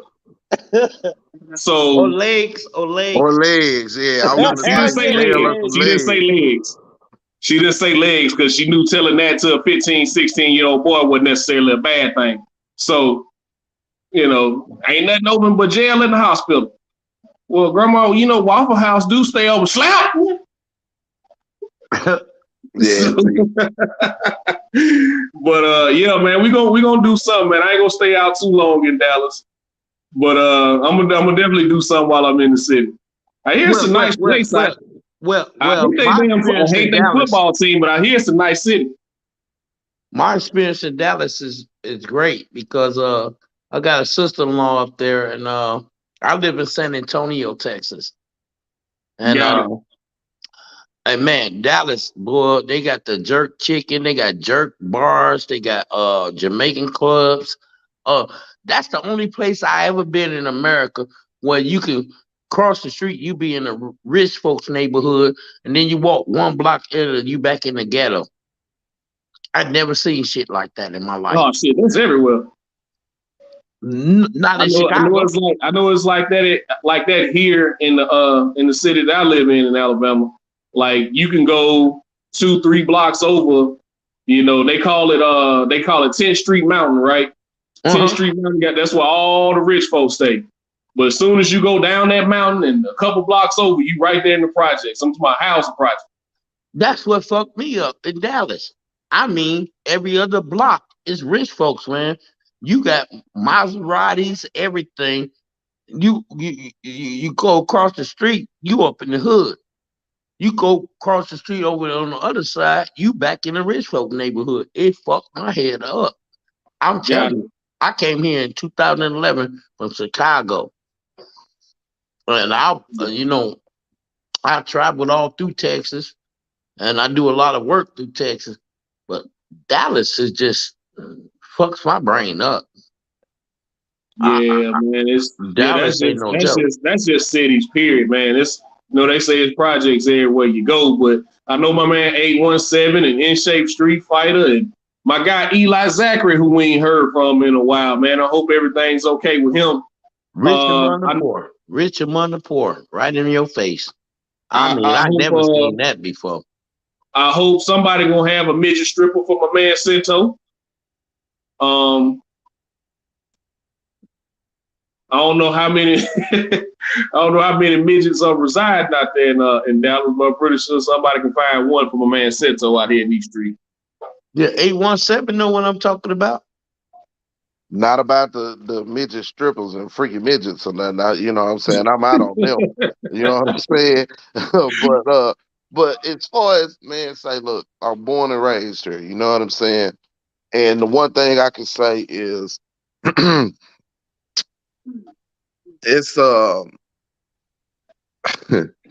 how can I say this and say it properly? Right? Just say it's fucked up there. It's not. Hey, I ain't gonna say it's fucked up. You dig what I'm saying? I'm not gonna say it's fucked up. What I'm gonna say is this. In this motherfucker, right? The section is if you want it or if you don't. You can clearly see the motherfuckers that don't want it, that ain't educated, that ain't trying to push themselves, you know what I'm saying, to do something different. And you can tell the motherfuckers that ain't. And it's a lot of us caught up in trying to make ourselves somebody. And I mean, it's the same anywhere you go, I would think. You know what I'm saying? It's just where you from. You know, with you being from Chicago and you spending the majority of time up there and then coming down here as an adult, you know what I'm saying? Your view and it shaped, you know what I'm saying, and some of the experiences you have, of course, it shapes your view and, you know, and how you look at things a certain way. I love my state. You did, but it's some fucked up shit that go on here. You did, like, right. You know, I mean, politically, financially, you know. But then again, as far as a black man, right? As far as a black man in America, right? As far as expenses per capita goes, things of that nature. You can come make a living down in this motherfucker, you know. Hell yeah, I did it since 2011. But the education, I will say this, right? The education that some of the brothers in some of the northern cities and some of the things that they're exposed to, some of the things like like Atlanta, you know what I'm saying? Some of the things that they experience, we experience in our inner cities, but not in the same fashion. You know what I'm saying? In our inner cities, we got more of a pride, you know, amongst ourselves, but not for ourselves. You feel what I'm saying? Right. Like them, they got more of a pride for themselves. They understand themselves. They understand who and where they derive from, things of that nature, who they are descendants of, and they move to hold that up. Black enterprise, black business, things of that nature. You know what I'm saying? Here is still a lot of crab in the bucket. I mean, just look at our music scene, you know, things of that nature. So it's a great place. It's a great place to buy a home, you know what I'm saying, financially and things of that nature. But at the same time, I mean, you know, it's obstacles just like anything else, man. But really it's deep, it's bad people everywhere you go, and it's decent people everywhere you go. I think if you was to come down here for the fight, just in conversation that we having, I think you have a good time here if you tried to have a good time here. If you put yourself in the mix of some other shit, then shit, Dallas is a city that'll swallow you whole. Yeah, that's facts. That's facts, because I see the California people selling their little raggedy ass houses and coming down here, getting big ass fat ass houses down here. You know, the taxes down there in California is like, they houses that I grew up in back cost like $45,000 in Illinois, but it cost like $500,000 there. They sell their home, they come to Texas, they living good, look, but they bring that issue with them. And one of the things I notice about, or I hear from guys from Chicago a lot, is areas are very segregated. Meaning, like, don't get me wrong, like, I grew up on the south and the east side of Fort Worth. You know what I'm saying? Ain't many white people over there. It's some, but not very many. You dig? On an average day, you ain't gonna see you might not see no white people around there. You know what I'm saying? You'll see a few Mexicans, but you won't see other cultures around those immediate areas. But, you know, there are some spots in Fort Worth where they live amongst us. You know what I'm saying? Right off I-30, right amongst the hood. It's a section of homes that they all live in over in the Eastern Hills area, or you know, you got some over Western. It just depends on the side of town. But from what I hear, and I want you to confirm it, I hear that Chicago is like segregated type shit. Like, you better not see no white people around here type shit, or black people. No, it's not like that no more. It's not like that, because when I went back home, I was so shocked. Right there by Jeff Fort. You ever heard of Jeff Fort? Nah, I'm not familiar with it. I'm just Well, he saying was the leader from the of the guys in the chat. Blackstones. He's the leader of Blackstones. He used to have a fort right there on 35th Street. And I went over there because I was going to see my dad, because he in the old folks home now, because my dad damn near 80 now. And I'm watching Japanese walking through there with their little poodles. They didn't change that place so much. I thought I was lost, bro. I thought I was lost. You know what I'm saying? Oh yeah, You they gotta remember, I left Chicago. So in it's been 2011. gentrified. You saying it's been gentrified?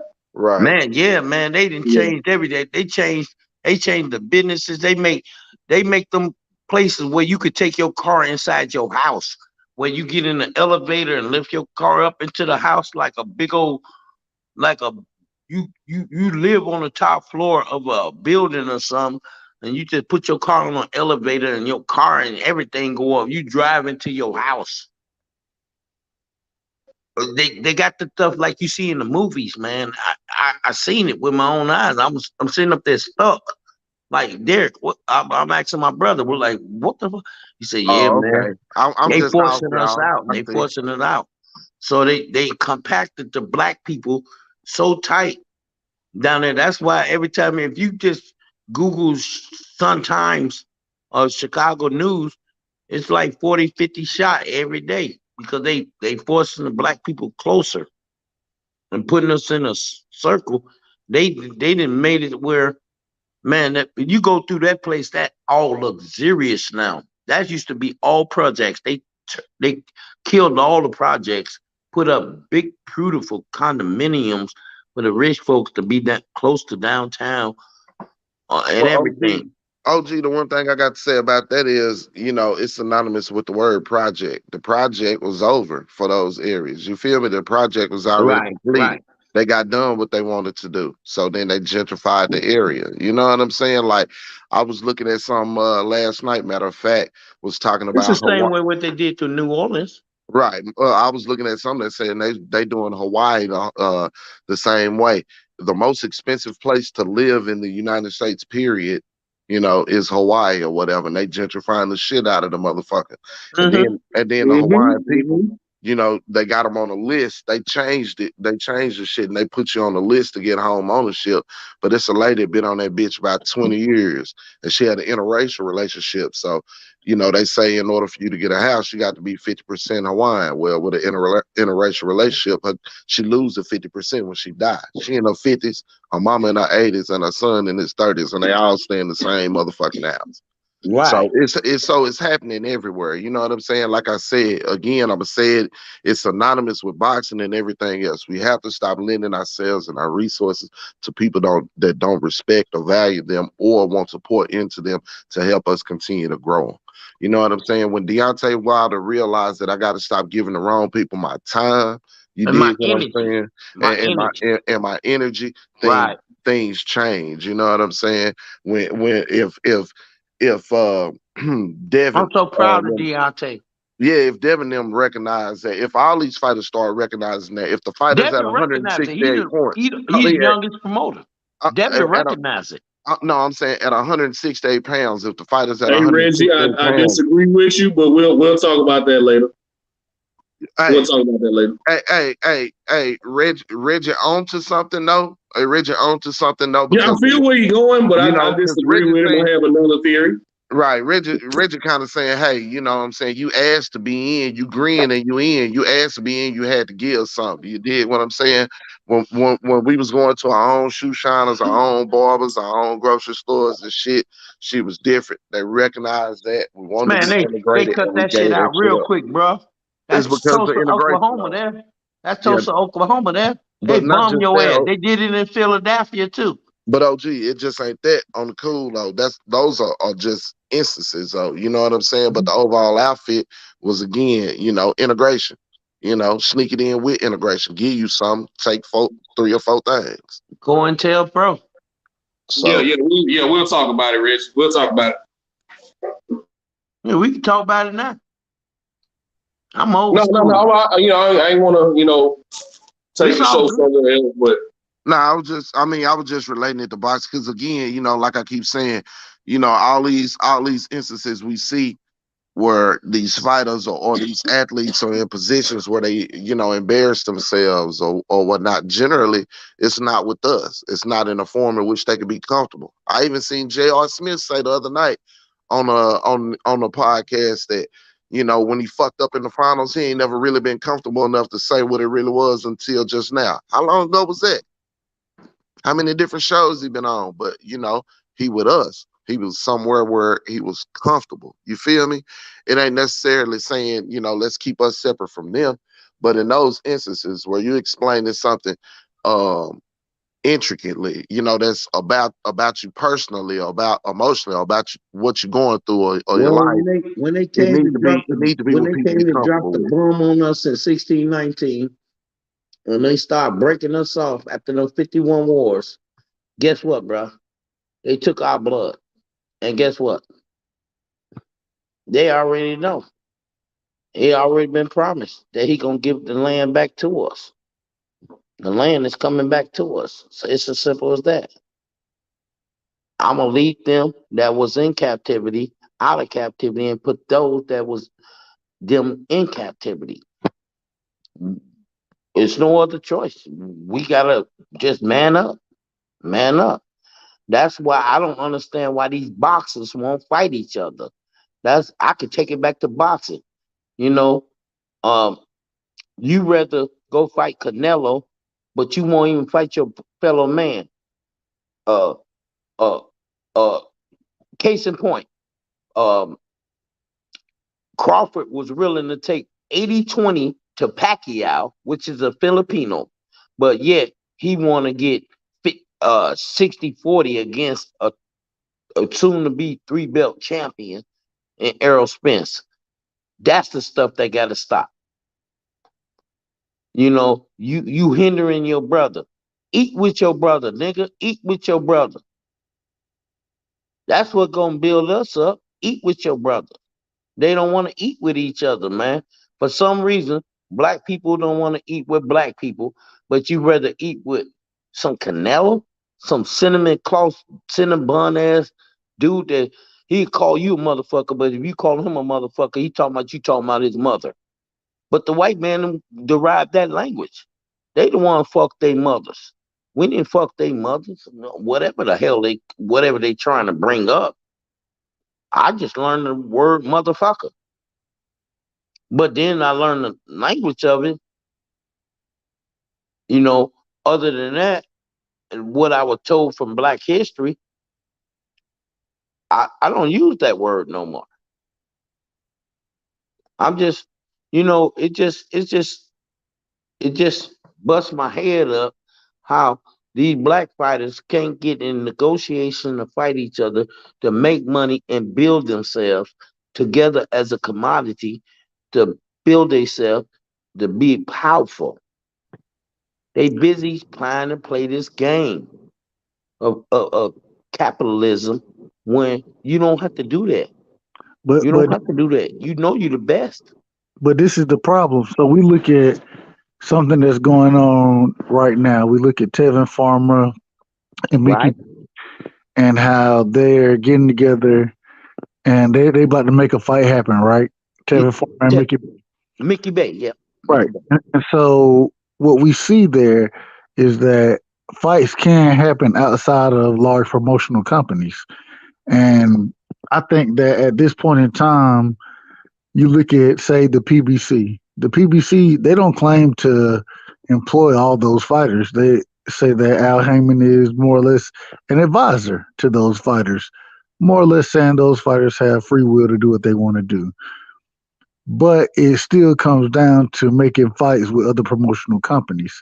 And so at the end of the day, what I believe needs to happen is at some point in time, you have to have the fighters band together and say that we're going to make fights happen regardless of what these promoters want. We're going to do our best to make the best fight happen, because without the fighters, the promotional companies can't make any money. The problem there is then you look at signing bonuses and the machine that these promotional companies are, right? So when you're coming out of the amateurs, yeah, you sign with these promotional companies because they're the ones who are giving you the most push. They're the one who have the deals with these the ESPNs and the Showtimes of the world. So they're the ones giving you the opportunity. The problem is that yeah, they give you the opportunity until you're no longer good for them. I look at a Devin Haney and I remember what Bob Arum said. Bob Arum said that I'm not going to work with you because you signed with the wrong promotional company. Devin Haney signed with himself. You know what I mean? So basically, Bob Arum said, because you're not going to be making me money, I'm not looking to do no business with you. And I think we always got to remember that's what the sport of boxing really comes down to is business. And so until you get a group of individuals in the sport to come together and make moves together, I don't think there's no way to break the grip of what these current promotional companies have on the sport. And because of that, they're going to continue to run the sport until, like I said, the actual fighters come together almost. And I'm not saying they need to get a union. They need to get some type of union going on because you got guys like Ryan Garcia coming out of nowhere. I got a mental injury, then I got my hand injury, I got a shoulder injury, and then he get put back in the mix. All that propaganda got to stop. But this, I don't think unionizing the sport is the answer. The reason I don't think unionizing the sport is because I'm talking about unionizing the boxers. Right. Well, unionizing the boxers is unionizing the sport because those are the individuals taking part in the sport. And so what I'm saying is that I don't think that'll be a great thing either because the head of the union or the head that are advising everyone will end up being the one in power.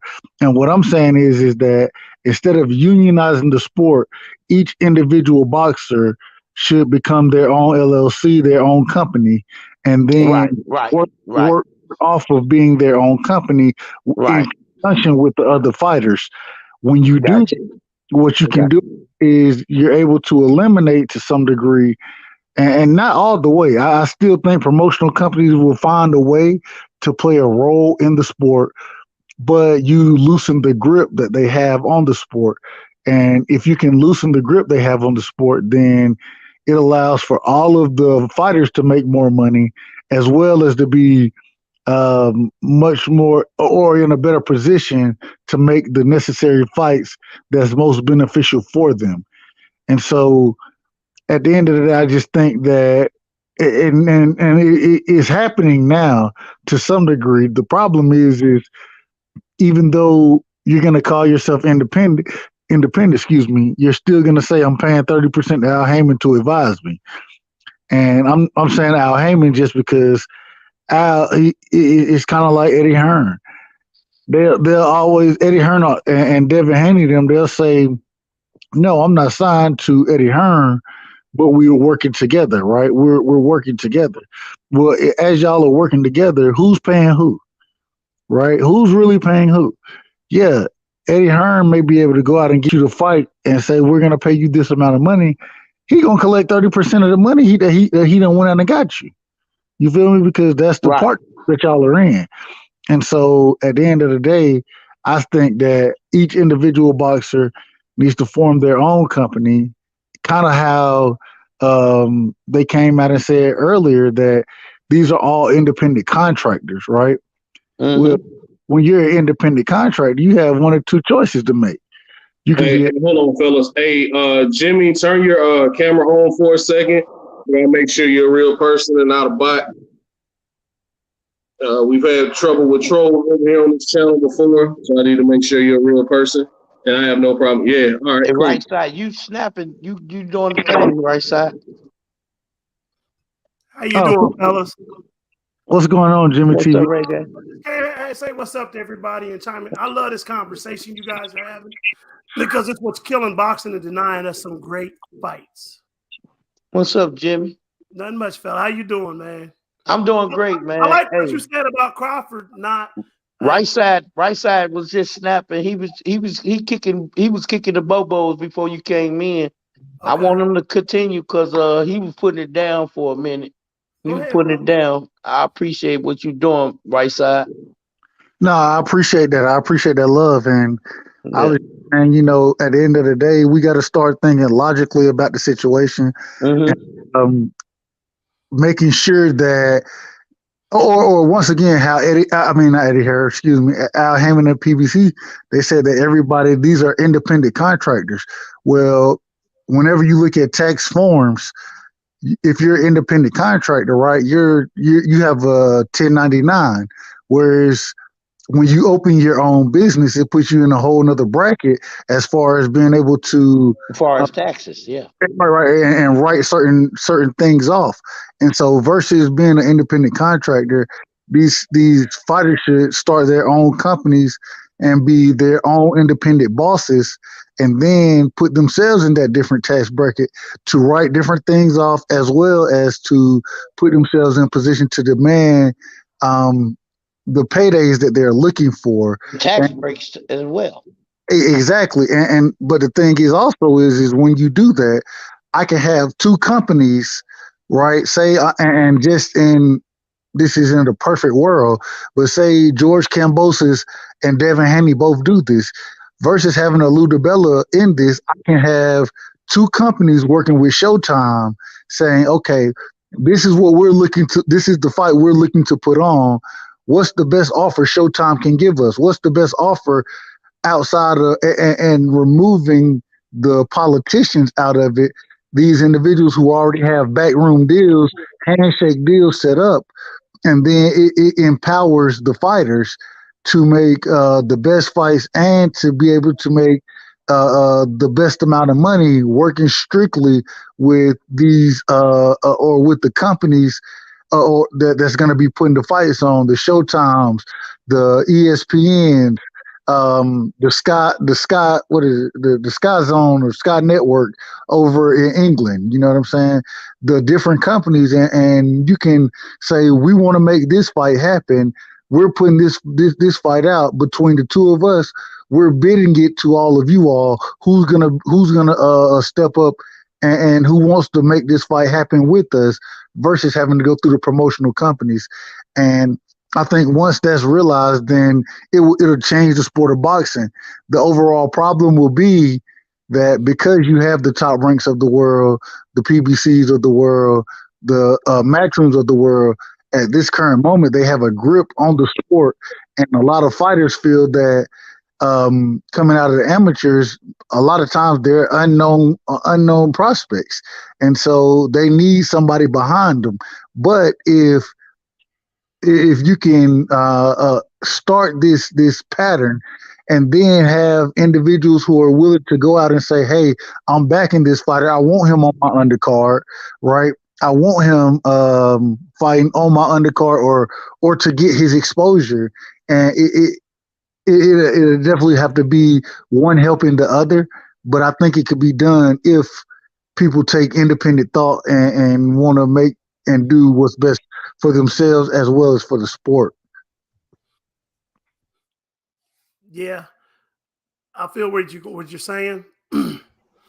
But I also feel like one of the big problems we have in boxing that kind of screws things up is, like you said, these promoters that don't get along and they can't seem to work things out. And the promoters, they don't promote their fighters like they should. Like the people don't realize that Bob Arum in Floyd Mayweather's early career, he wasn't getting royalty checks off of his old fights. They're still making money off of him back in the HBO days. And like you said, they need to be able to come to grips and agree. But the problem is you got a guy like Bob Arum trying to make all the money. He don't want to deal with certain promoters because he can't screw those promoters out of their money. That's one of the issues that we face with boxing. Absolutely. And one thing I always say, anytime you get on a panel with me, you know what you're going to hear? The worst thing that happened to the sport of boxing is the boxing politicians. Yes. The Bob Arums of the world, the Al Haymans of the world, the Eddie Hearns of the world, the Mauricio Suleimans of the world. You know, and when you say boxing politicians, it's not just the promoters, it's also the sanctioning bodies. And, you know, just really dissecting how these individuals affect the sport it's amazing because I have a question for you. You just brought something up. What are your thoughts? Because there's too many boxing sanctions. What are your thoughts? I mean, it was just the IBF, the WBA, WBC, but now we've gotten into like, damn, 6 or 7, maybe more boxing sanctions. How do you feel about there being that all the boxing sanctions? So in a perfect world, this is, and me personally, this is just my personal opinion. I only look at the 4 major boxing sanctioning or 4 major boxing sanctioning organizations, right? The IBF, WBC, WBA, and the WBO. I look at those and I would say that, in my personal opinion, they should be working together in all divisions to have cohesiveness. So the same way how at one point in time, the WBA came out and said we have a super championship versus right, and then you had the WBC come out and say, well, we have a franchise championship that is supposedly over their championship that's been the championship for the longest. Mm-hmm. If you do something like that, it has to happen in all divisions, has to be sanctioned by all bodies. I think that 4 bodies is okay, but if they all need to be acting by the same rules and have a guideline set of how they're going to act, and when there becomes a situation where, say, 2 people have, the 4 belts between those 2, regardless if it's 3-1, 2-2, regardless of what it is, then they should be sanctioned to fight each other by all bodies for undisputed at any given time. But don't you think the WBO? See, I don't acknowledge WBO because it was the 3 for a long time. You know, you don't think that too many bodies that can cause more confusion? Because if 3 bodies can't agree, don't you think adding more bodies might create more confusion by having a 4th? But that's why I say I think that there should be an agreement between all of the major sanctioning bodies, regardless. And I'm fine with 4. I'm fine with 4. But I think that there should be an agreement between those 4.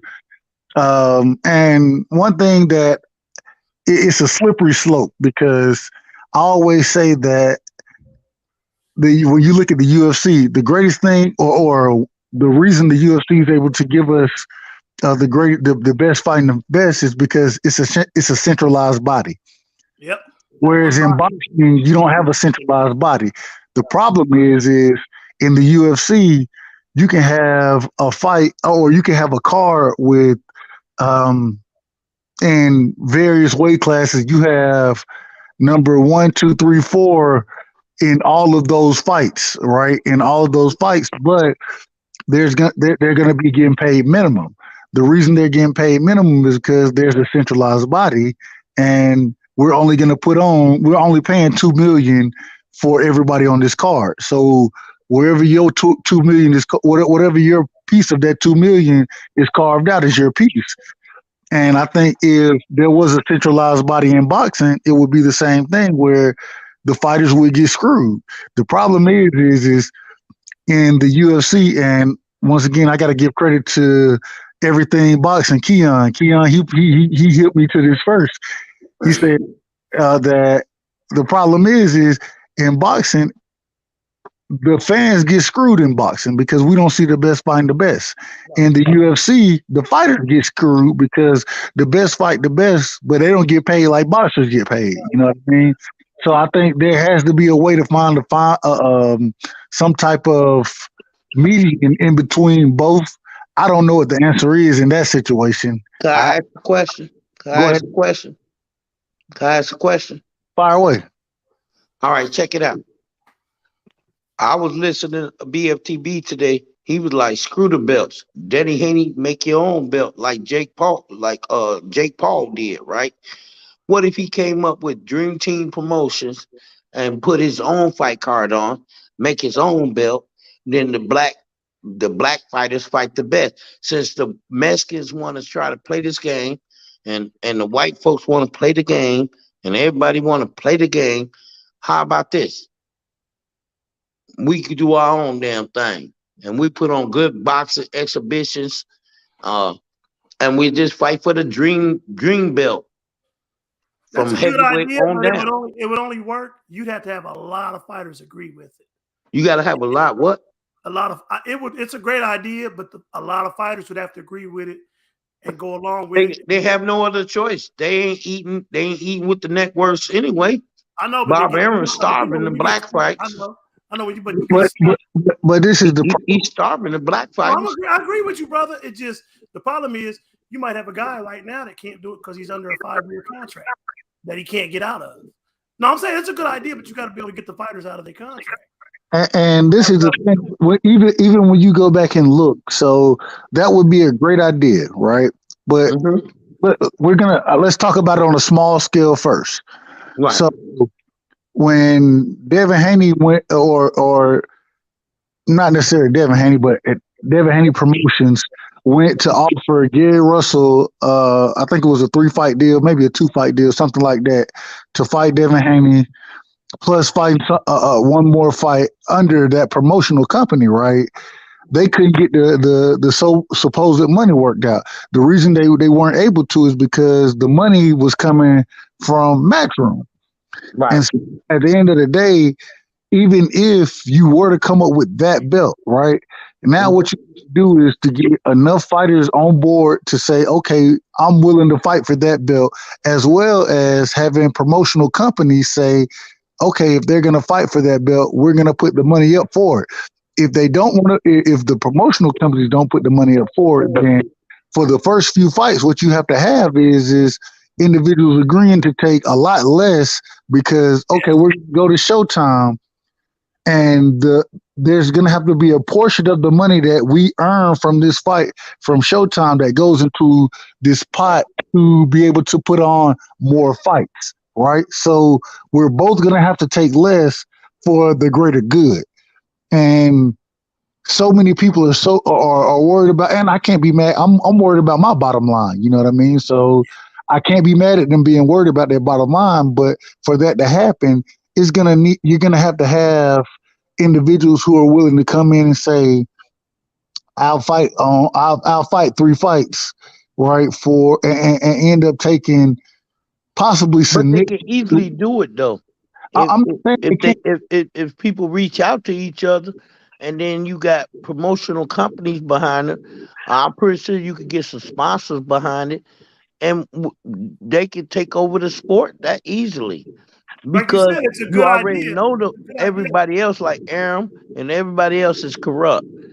The fighters can get fed up, and we say, forget it. I guarantee you, half of them Europeans and everything will jump on board. But the problem, think about it now.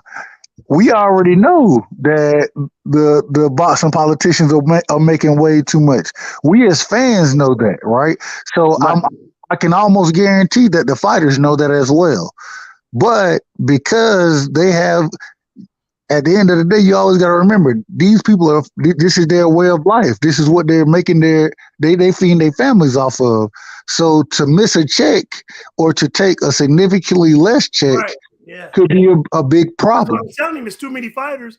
And plus, like you said, there's fighters that are under contracts. They just not going to get out of it, and the promoter ain't going to let them out of it. They're going to say, okay, you don't have to fight, but you ain't making no money and I ain't making no money. You're going to sit stagnant. But at the end of the day, it's a good idea. But for it to actually come to fruition, what you really need is you probably need 6 or 7, or let me see, 6 to 10 big name fighters to all come together and say, we're willing to fight 2 fights each, right? And take less to build the pot so that we can build more later on. Yeah, something got to happen. Something got to happen. Davis, there would have to be guys like Tank, Haney, guys with names too. It can't just be right. Charlos, big names. This reminds me when Jim Brown Kareem Abdul-Jabbar and all them winning that meeting that day. They gotta make a difference. They just gotta make a difference, man.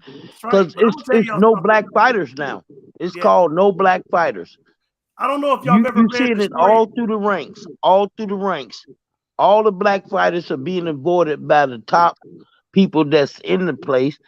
They just want to promote some Americano or some European, Eastern European, Russian dude or something. But they don't want to promote us when we are clearly the best fighters in the world. I'm gonna say, but you gotta give it to Al Haymon. He's trying to bring them over there, like Terrence Crawford. Everybody says he's very difficult to do business with. He should be. It should be a no-brainer for him to end up over there with Al Haymon right now. He can make a shitload of money because even if he loses, you still in the. It was an ad today about Floyd Mayweather said, "I gave y'all the blueprint. Leave Bob Arum alone." And he told the truth. And he broke them off. And I'm sitting up there like, and these fighters don't even hear this. But it doesn't. He said, "I went from 750,000 to 75 million." Al Haymon and Floyd Mayweather actually sit down with fighters. And Jadion Love, I think, was one of them where he teaches them how to get their own businesses and explains to them the ins and outs of the game. And they still, I think he's one of the few that listen, but Ishii Smith didn't. And he just cries about, oh, they owe me money. But you got to learn, too, how to do your thing with your money. But this is the problem. Even so, and I'm going back. Once again, I think right now, the best example in the sport is Devin Haney. Yep. The reason being is because at 23 years old, he's a champion and he's his own boss, has his own promotional company, and he's supposed to be, quote unquote, working in conjunction, you know what I'm saying, being in a partnership with Eddie Hearn and Matchroom, right? This is the you know what that means, right? People don't realize you know what that means. He's dictating to Eddie Hearn how much money he's getting instead of Eddie Hearn, like these promoters do them, and dictating to them what they get. But see, this is the overall problem with the whole situation, and this is what, at the end of the day, has to be fixed. The problem is regardless, whenever Devin Haney wants to put a fight on, Devin Haney Promotion wants to put a fight on, they have to go over and say, how much can we get for this fight? At some point in time, you have to build your company to the point where you don't have to ask anybody how much for a fight. You already have the money for the fight. And so until that starts to be the norm with any of these companies, right? And that's why I think somebody in the chat said that how these companies have a stronghold over it, and they've set it up where they work with each other, right? And just think about it this way. Luda Bella, he can't go put he ain't working with Showtime, he ain't working with DAZN. Luda Bella ain't working with no damn body. He can't give nobody an offer, but he's still a promoter, right? For him, as far as him being Kambosos' promoter right now, he can only accept offers regardless of what he say. I could be wrong, but you tell me the last time you seen Luda Bella put on an independent card by himself. It's been a while. I don't remember the last one. So I don't know any. Exactly. And so what I'm saying is so even then, before all of this came out, Luda Bella, he came out and said, I'm not working with Devin Haney. Devin Haney is the email champion. He said that from the beginning. Kambosos said after Luda Bella said that, he said, Luda Bella doesn't make decisions, I make the decisions. Well, we see what came to fruition, right? Luda Bella had a handshake deal behind the scenes already with another promoter. It is what it is. So right. And so at the end of the day, with these individuals, you got so many in there that have, and even with Luda Bella not being a huge name, he's not a Bob Arum, he's not an Al Haymon, he's not an Eddie Hearns, but he got enough of a name, Cameron Duncan, the same way. It's a lot of these individuals that's behind the scenes, Rick Glacier. It's a lot of them behind the scenes that have small portions, but because it's so interweaving, right? Interwove, I don't know the right word, but because they're all doing business with each other, it's hard for you to break away from that without having to do business with them because they have contracts with the major companies. You know what I mean? They've pretty much cornered the market each individually in a different aspect, but when they come together to make deals, then it shows you how much they have the market cornered. And so what it's really going to take is a good 10 fighters, but it has to be 10 of the best. It has to be the Errol Spence, the Crawfords, the Charlos, the Haneys, the Davises, the Shakur Stevenson. You got to get all of them together and have them to kind of start something where, because these fights are so big, we're not dealing with them, but because they're so big, somebody has to pick them up. And when they pick them up, they pay us, and then it allows us to start a company or brand for everybody else. But go ahead. I'll say this too. Devin Haney needs to, like y'all said, build his company. The problem Devin Haney has to realize, he's got to build. He'd be better off just him and his father catching good amateur fighters and getting them built up first. And because here's the thing, a Lomachenko Kambosos fight is going to draw more money than a Devin Haney fight, because as fight fans, we know who Devin Haney is. But a lot of household names and people I know that barely follow boxing know who Lomachenko is. That's the only problem, too. The Haney's got to realize he still hasn't hit that status to where people know him in the household like a Terrence Crawford. You know what I'm saying? No, I agree. I agree with that. You know, somebody said that. I think it was you or the other guy right here said they got to build that company first and establish it. Promote it. Yeah, he's still, like I said, we know Devin Haney because we're boxing fans. But like you said, the average Joe don't know him like they know a Lomachenko. So they'll probably draw more money. And being an international fight in Australia, it draws some money. More than Devin Haney. Devin Haney is high risk, low reward for Kambosos. Let's face it. It's a high risk, low reward fight for him. No, that's not true. The reason it's not low reward is high risk, but it's also high reward. Think if Kambosos beats Devin Haney, then he's truly undisputed. Right now, people can say he's undisputed, but you can't be undisputed if I'm going to sit here and tell you I'm disputing that because Devin Haney is the WBC world champ. I'm disputing it. So he's not undisputed. And so you just made a good point. That's to a hungry fighter coming up. But here's the problem. We're talking, because remember, the most money the fighters make off the fight is the pay-per-view. What I'm saying is you're going to get more people to pay-per-view him versus Lomachenko than him versus Devin Haney. Die-hard boxing fans, we know who Devin Haney is. Lomachenko is very well known. But this is the problem. The fight's not going to be on pay-per-view regardless. It's going to be on the zone. If it's not on the zone, it's going to be on ESPN. If Lomachenko, if it's under Top Rank, it's not going to be pay-per-view regardless. And so it's not about selling pay-per-views. At the end of now, if you tell me it's about selling out arenas, that's different. The problem is in in Australia right now. Australia has some of the toughest lockdowns there are in the world. They damn near under martial law at certain points in time. You know what? I didn't even think about that. You brought up a valid point, and that's what they said. There ain't no money. The toughest one is South Africa, then it's Australia. Yeah, he's almost going to have to go somewhere else to fight. Because like they said, they can't generate the money. Because like they said, they fight in Australia. Where the hell's the money? He ain't going to take that fight, man. Because Devin Haney presented the best fight. Devin Haney presented the best fight.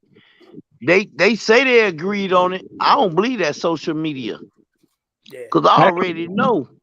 Devin Haney presented the best. The most money and everything. With them coming out saying that Kambosos is taking the Loma fight, I don't trust it. I'm gonna tell you, I've seen a few things come out and say that after Kambosos supposedly picked up the Loma fight, the Zone came back, Matchroom came back and made another offer, and it was substantiated by a few different sources. So I'm pretty sure that's what happened. And so at the end of the day, if I'm George Kambosos, once again, I don't know how true George Kambosos is as far as being in control of the situation. I think that Lou DiBella is more in control, but I don't blame Lou DiBella because Lou DiBella, he's looking for the biggest payday the same way George Kambosos is. And like you said too, negotiations, the deals behind the scenes, we don't know the intricacies. Like you said, some promoters get along and they make a deal and say, you owe me on the next fight. You know what I mean? Whereas if Kambosos loses this fight and them belts are gone, that's it. They're not going to deal with him no more. There ain't going to be nothing to deal with unless he gets a mandatory rematch clause thrown in there. And they say it's a 2-fight deal, so I automatically assume there's a rematch clause in there. Yeah, but probably cover himself too. And you know, that's the funny thing. I was talking to Batman, and he was talking about Gary Russell Jr. in the Mark Masseo fight, and he was saying that, you know, Bob Arum isn't really looking, or Bob Arum doesn't really do rematch clauses. Only person really doing rematch clauses is Eddie Hearns.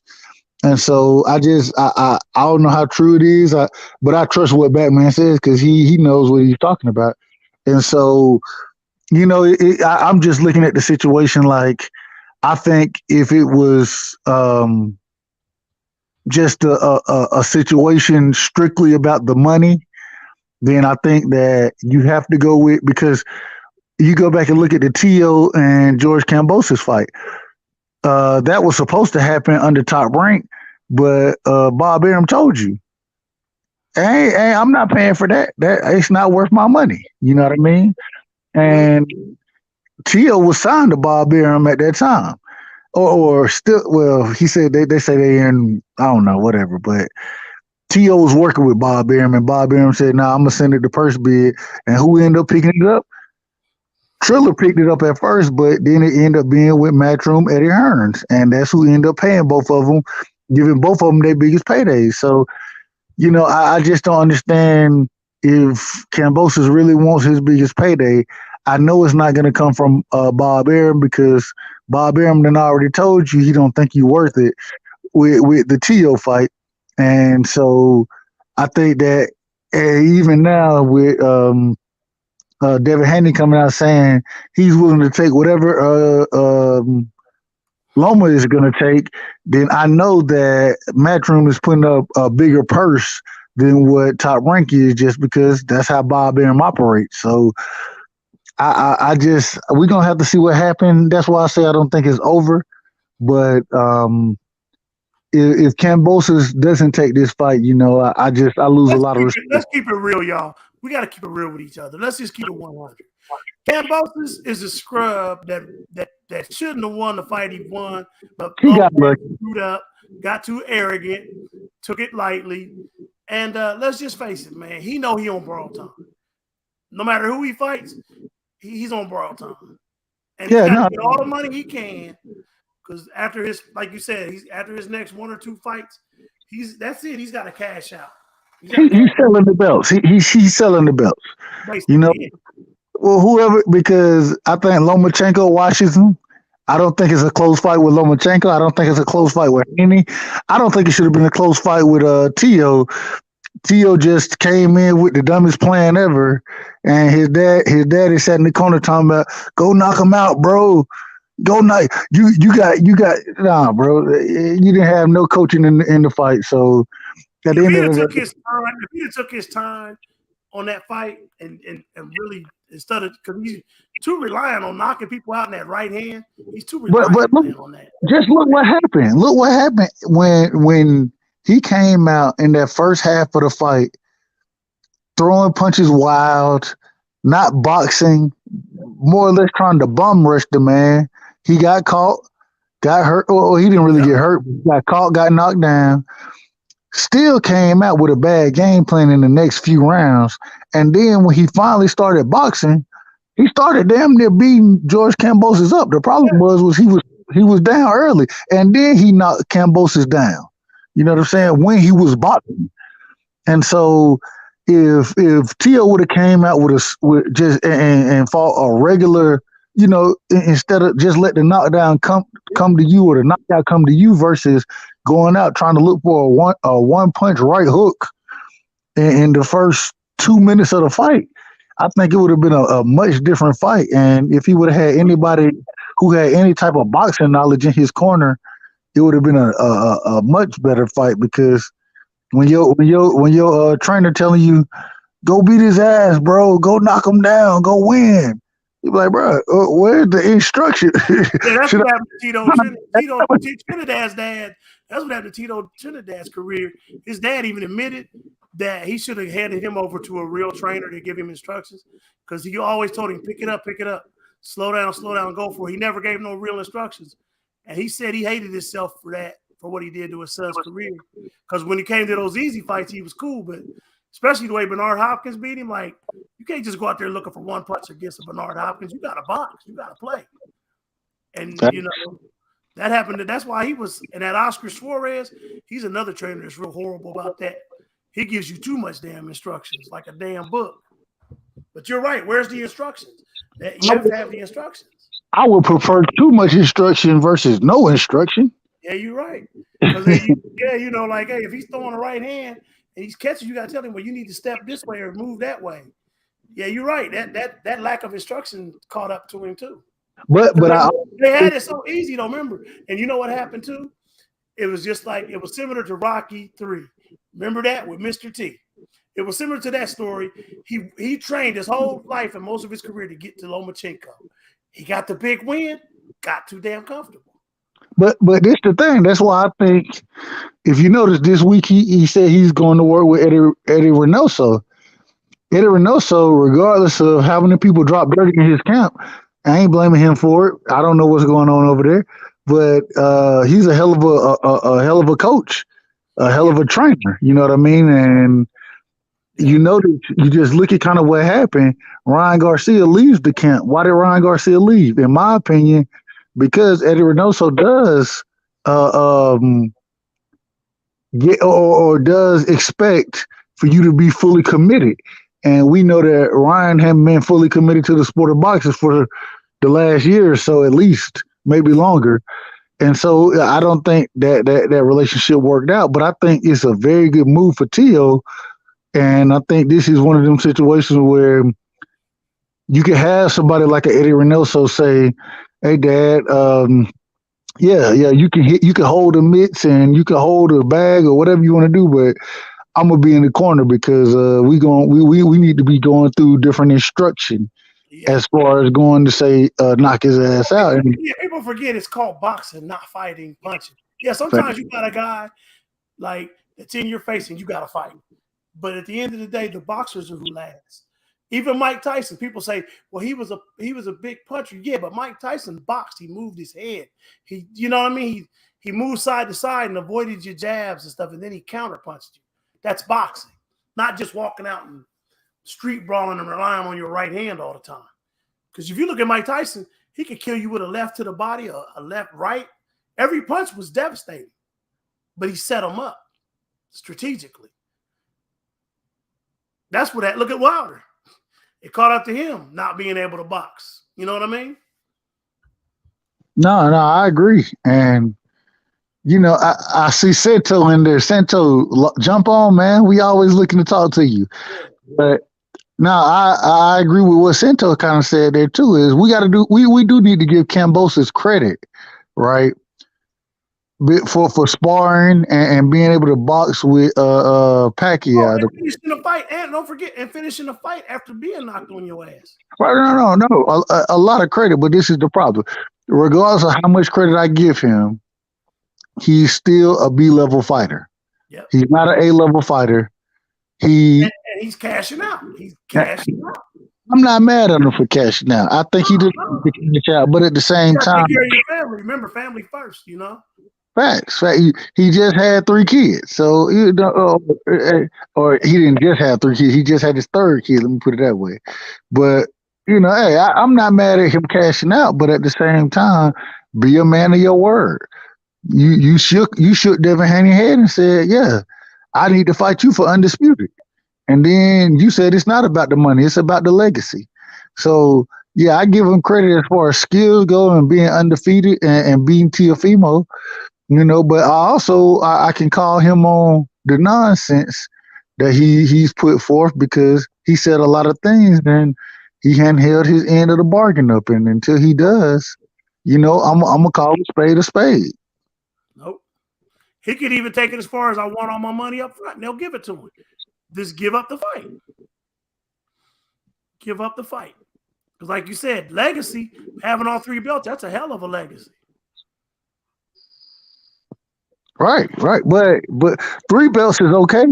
But if you really talking about legacy, you go fight for undisputed. That's why I said before. Undisputed. If you got the IBF, WBC, and WBA, still right now, as we know, you still undisputed. You still considered undisputed. No, say that again. If you got those 3 major belts, you're still supposed to be considered undisputed. No, we're in the 4-belt era right now. We're in the 4-belt era. Well, here's the problem, and this is one of the issues. I can't remember, was it Holyfield or one of them had? The problem is if you got too many boxing sanctions, remember, the boxing sanctions get a percentage of your check to sanction your fights. Absolutely. So you with 8 or 9 damn belts. They're only 4 belts. 3 to me, man. I'm sorry, I'm old school. I'm gonna always say 3. That WBO, I don't acknowledge it. I think it's trash. You know which one don't you acknowledge? The WBO, because it's always been the 3 major ones. They just crumb snatching. But this is the thing right here. So I'm not disagreeing. If you want to consider a 3-belt era, that's okay. That's the way it's always been until the WBO came into existence. You had those 3 major belts. But this is the problem right now. We look at Canelo Alvarez, right, at 168. He's undisputed there, right? Yeah. How many belts does he have to be undisputed there? He got 4 belts.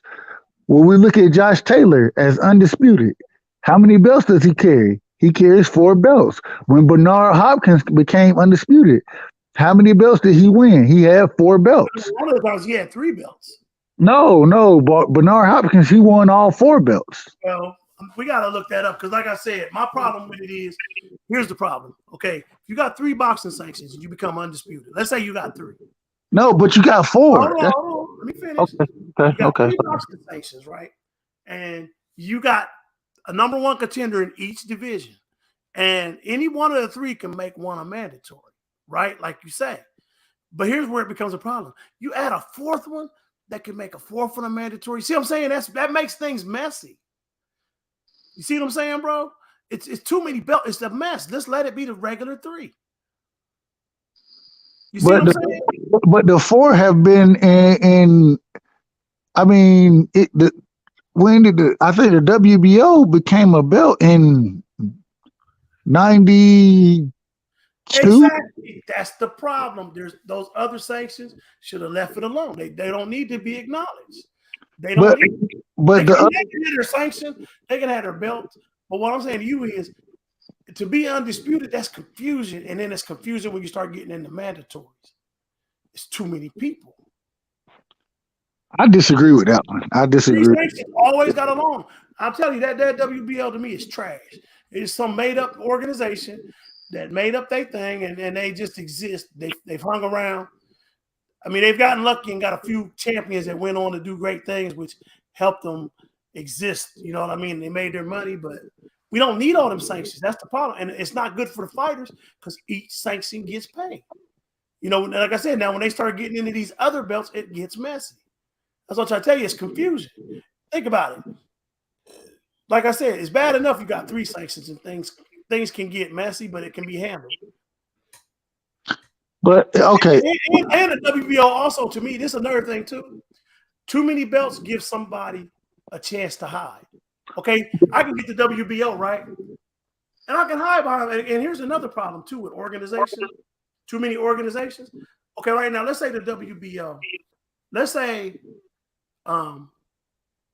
Floyd Mayweather had a WBO belt, but he was a coward.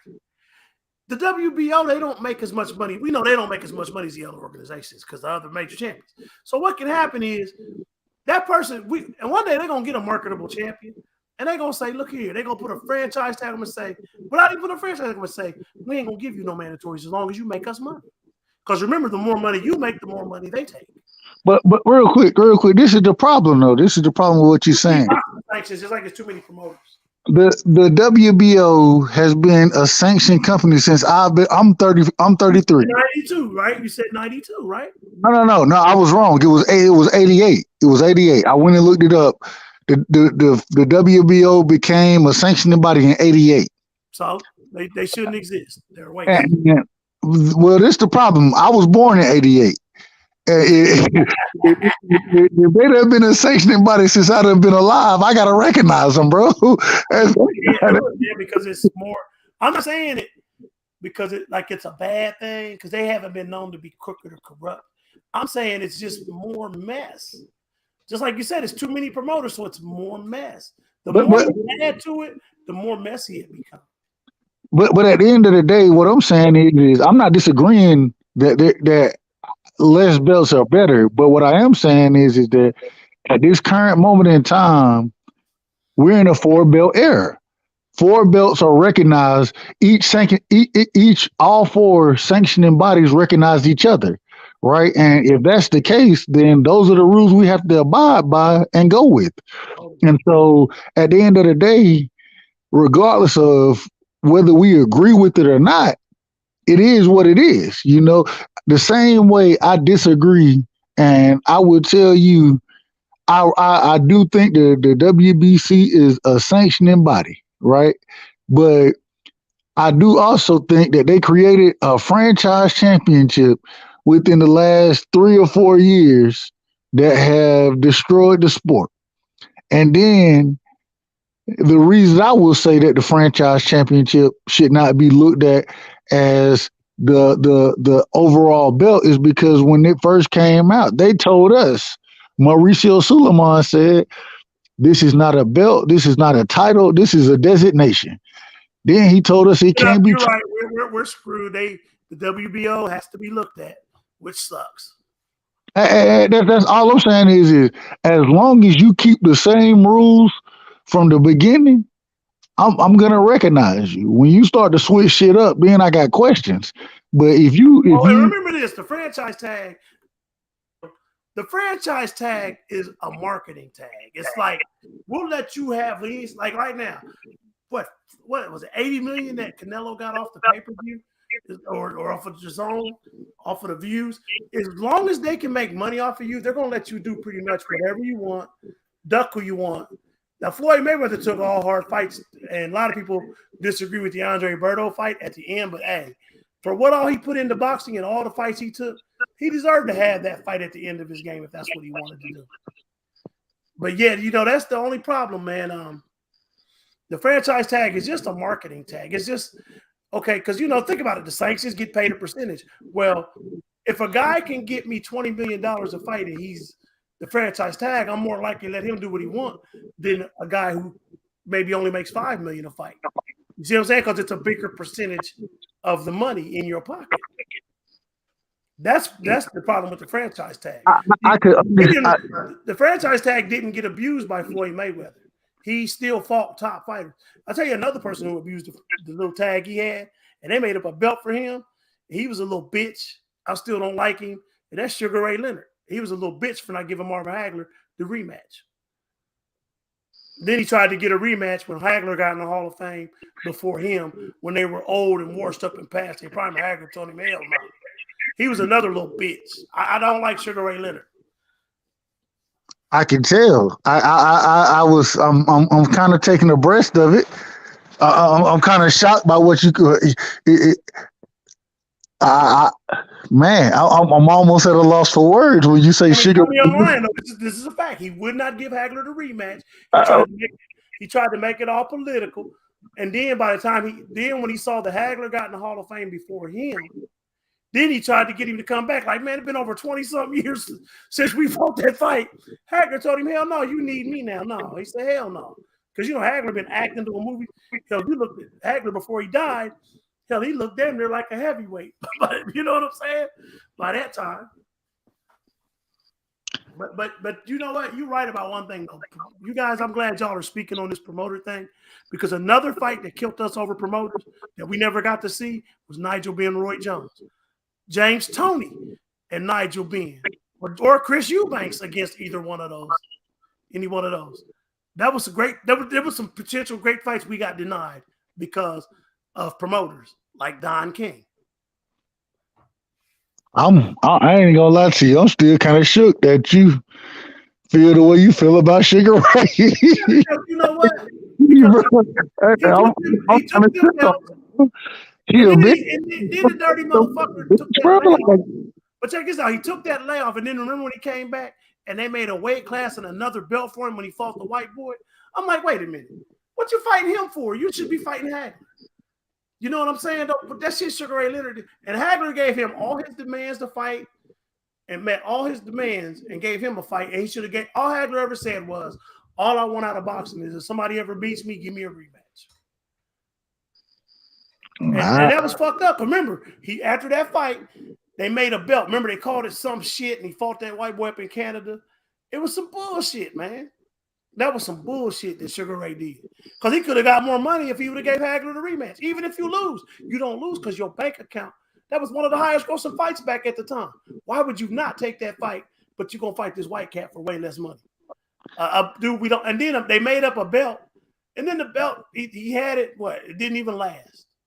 You know what? I ain't gonna hold you on it, bro.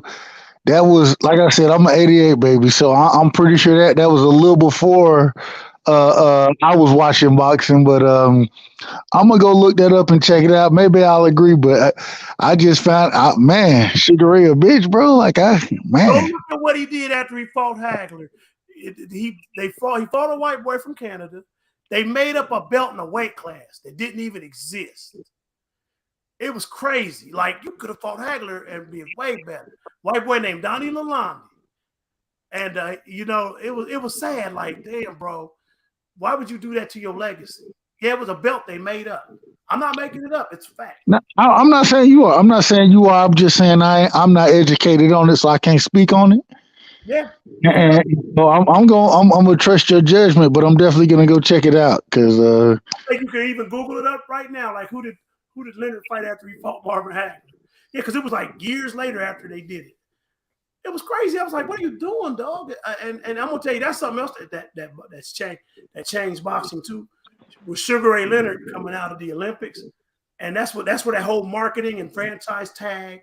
They tried it with Leonard, but like I said, it didn't work out. After he fought Hagler, they tried to pull that stunt, but it didn't work. When they made up a belt, is what they start realizing is we can market guys and get them a world title early, and we can sell this. You know, because Sugar Ray had the image, the Wheaties and boxing, all that. That's where boxing, because remember, Hagler came up the old-fashioned way. You had to have, 27, 30 fights before you got a world title shot. So you was way more seasoned. But now you got guys, hey, if 15 fights in, you know, they're giving them world title shots. Like Oscar De La Hoya, because they had that marketability. That's what it helped boxing, but it hurt boxing because it helped guys become multimillionaires before they had 20 fights. But then it created another problem. And like I say, man, I'm not agreeing nor disagreeing. I want to do more research and look into it before I speak on it because I'm not at that time. I'm not the most well versed to speak on that topic. You feel me? I can speak more about what's going on today versus what happened back then. So I don't want to put my foot in my mouth. You feel me? So I'm gonna take your. I'm looking at it right now.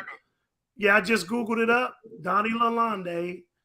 After a month after he did this to avoid Hagler. Like I said, it was some made up sanctioned belt that they made up. And I'm like, you just beat Marvin Hagler. Why would you go to 168? Yeah, it was sad, bro. All you gotta do is Google up, you're gonna be like, who? And this dude was virtually like, who the hell was he? People was tripping the hell out. But it was a scrub setup fight, you know what I mean? Yeah. Okay, I'm gonna definitely real quick. Israel. Google it right up, it'll come right up. Israel, are you still there? Hello? But that's what that's what started. Because like I said, they tried that franchise tag because Leonard was marketable. He could bring money to the game. People loved it. That's when the face of boxing started changing. That's like I said, just remember franchise tag in its simplest form. It's all about marketing and money. Now, well, this is one thing I've realized about boxing in general. I was a big, or not a big fan, but I used to think a lot of people were ducking, right? They were scared of certain fights, and what I realized is it's not so much ducking as it is business. And the world of boxing is more based off business than anything else, and the business is very cutthroat. And so, what I would consider a duck, you know what I mean? And I think in just recent situations, one of the things that helped me realize it was the whole Canelo thing, where Canelo's supposed to be fighting Charlo for what 45 million, but then Charlo screwed that up, man. Like, damn, how many times you gonna get in trouble? well, we don't know because it's a lot with that story, so I don't want to get too much into it. I'm just saying, but you got to be careful who you're around. And it was a family member. You got to use your head, like I don't know, man. That's just because remember that's the second time he's had a problem. Remember he had a problem with the waitress at the place and didn't want to pay the bill. Well, but at the same time, he was acquitted of that situation. You feel me? So, and so what? Be careful so you never even get accused of that. Who you're around, who you deal with. Because, like you said, when you're a boxer, people will entice you to hit them. Like Mike Tyson, if there wasn't a witness that time that guy lied on him, he was gonna get sued out of the ass. No, I'm with you. And at the end of the day, you don't ever. In my personal opinion, one thing, the way I feel about it is, you don't want to give, especially in this situation where, people have been calling for Canelo to fight Charlo for a good amount of time. And, you got a lot of fans out here who say that Canelo is ducking. Now he's going to fight the white dude, the Jacobs. You know what? That's what I don't like about Danny Jacobs. I think Danny Jacobs is a hell of a fighter, man. But he's not aggressive enough. You know what I mean? He plays too much pitter-pat. And that's the fights that he has lost is because he don't, I mean, it's like, dude, you're going to have to get aggressive. You ain't going to have the judges because, like you said, people like us who are boxing fans, they going to cheat you. Now, they love doing what they did with Jacobs because now Canelo's probably going to have another easy fight. But that ain't Canelo's fault because he can't help that Charlo got in trouble. Even though, I'm going to tell you somebody, nobody wants to fight at 168 right now. It's David Benavidez, man. And it's Canelo, that's the one fight he does not want. That's not true. I don't think he wants it, man. I'm not talking about Canelo. You said nobody don't want to fight Benavidez. No, I said one fight that I said Canelo don't want to fight. That Canelo don't want. No, as long as let me tell you something. As long as you got a belt, people want to fight you. Trust me. Guys, I'll tell you what. Like when you're a champion, you could suck. Right? I mean, you could be fighting a number one contender. That number one contender might do like Rocky on your ass and train himself to a level that he didn't normally fight at. You know what I mean? A guy could be a scrub, and that night he trained himself to be perfect. No. Anytime you're a world champion, people coming for you. Everybody wants that belt. Even if you're not a world champion, if you got a big name, everybody want to take you. No, I ain't saying people scared of him. Canelo is, though. Because Canelo know if he lose that fight, it's probably gonna be by a knockout. Hey man, I ain't gonna hold you. I think it's a dangerous fight. Well, first off, I don't think that Bivol, whatever you want to call him, I think that's an interesting fight. I don't think that's an easy fight for Canelo. I think the Triple G fight, if that would have come back into fruition, that's an easy fight for him. But I think Bivol and Charlo, I would give Charlo a slight edge over Bivol as far as dangerous goes, but I think they're both very dangerous fights for Canelo. I think Canelo wins both fights, though. I think he's going to end up hedging. I like Jamal Charlo. He's got to put himself in. You know, don't you got to watch yourself because remember, this is really like the third incident. Remember the nightclub when they said they got robbed, and which one was it? Was both of them was involved? But remember, was it Jamal that handed somebody his jewelry but said it got stolen, but they ended up getting it back when he actually handed it to him so he could fight or jump in some shit. Like, dude, you gotta, you know, if you're gonna do that kind of life, you gotta be careful when you're out there because you mess up, you know that from rappers and stuff. What happens? If say I'm with you and you famous, but I do something, they'll be trying to put it on me and make you pay. Both of them boys need to stop drinking. And they both need to focus on their craft and start back living the boxer lifestyle. And I think that'll alleviate a lot of their issues. And they need to start listening more. And I think they have a lot of potential. But I don't know. At the end of the day, I don't know what Charlo did. And with family. At the end of the day, like I told you, I'm not saying that I know what he did because he hasn't been proven guilty. And like you said, he may beat it, but it's 3 different incidences you've been involved in. I'm saying you got to be careful because you don't want to keep getting it because sooner or later you run out. Your well runs dry. You got to admit. I mean, come on. Okay, let's say you get accused of something, or you get caught up in something. Okay, once, yeah, okay, 2, maybe, but 3 times. It's like, dude, that's when you got to make decisions of who you put yourself around. That's what I'm saying. I'm not saying he did or didn't do it because I don't know. But stop putting yourself in situations to risk everything you got to lose. Because let's face it, bro. Let's say he goes to jail for 6 months. Even though he can do push-ups, sit-ups, and do that, you can't train in jail. You can't train in prison. You know what I'm saying? You can't train. If you got enough money, you can do a lot of things in prison. But you know, you still want to get out and keep your legacy going. Because Mike Tyson wasn't the same fighter when he came out of prison. Nah, well, but then you just think about it. And who takes the risk? I'm just saying, don't take the risk. Yeah, anything's possible. Because we've seen Mayweather go to jail and get out and still was great.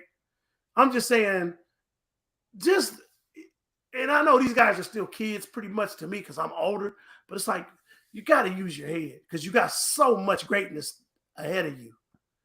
You know what I mean? You got so much greatness ahead of you. No, I agree. And at the end of the day, you got to be smart about what you're doing. Yeah. And you can't be being smart about what you're doing when you're in 3 different incidents. Because like I said, they showed the videotape at Jay-Z's club and he didn't get robbed. He handed somebody his stuff to go fight somebody. And he didn't even look at who he gave it to. And the person walked off with it. Technically, they didn't rob him, even though they got his stuff back. By law, he actually gave his stuff away when you handed it to somebody. See what I'm saying? You got it. That's not maturity right there. No. Oh, so look, I ain't even gonna hold you. I got about 10. But it's nice talking to y'all, and I'll be back, bro. Oh, you done? You done? I had one more. Go ahead. You can one more point. Go ahead. I wanted to chop up the Valdez Shakur fight. Wanted to see how you had it, and then like you said, I'm about to be out to it's 3:30 where I'm at. Yeah, it's about 3:30 where I'm at. You know what? I like Shakur. In all his fights. My problem with Shakur is the same problem I have with Chris Colbert. And it is like they only want to fight other brothers when there's something at stake. Like, I want to see Shakur Stevenson fight somebody that's gonna make him fight. Don't get me wrong, I think he's the real deal. We're gonna do what he do and have the amateur career that he has. But I want to see some. I hope that Valdez makes him fight. That's how you find out the great fighters from the not so great fighters. You know what I mean? No, I can understand where you're coming from. My thing is at his weight division, who would you be looking for? Who you think gonna push him to that next level? If Valdez doesn't, I think Valdez is going to be his toughest opponent to up to date. And that's what I'm hoping. I'm hoping that. I hope it's so good.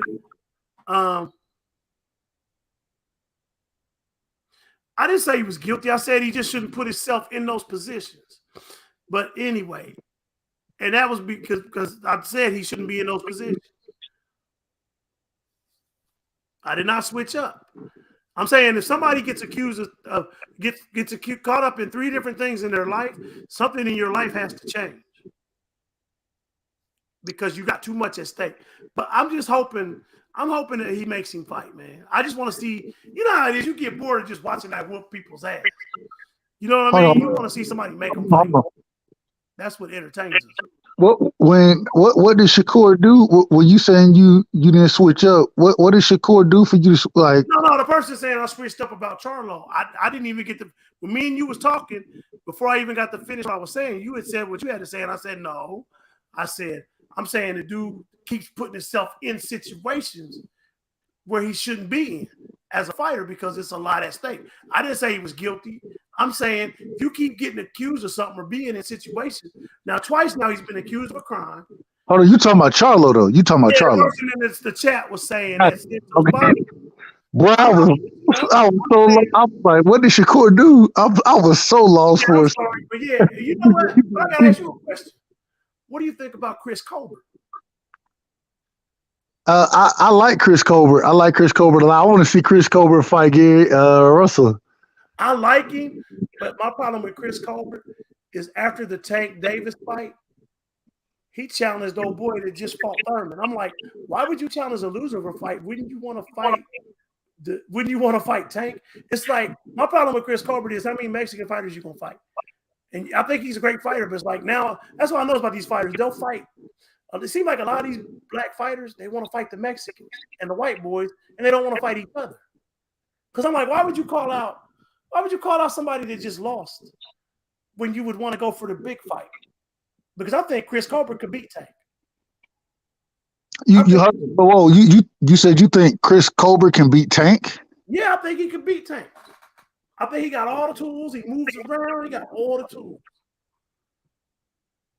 I think Chris Colbert could beat Tank Davis, but he's stuck on fighting these Mexicans. Who you saying Tank stuck fighting the Mexicans? No, I'm talking about Chris Colbert.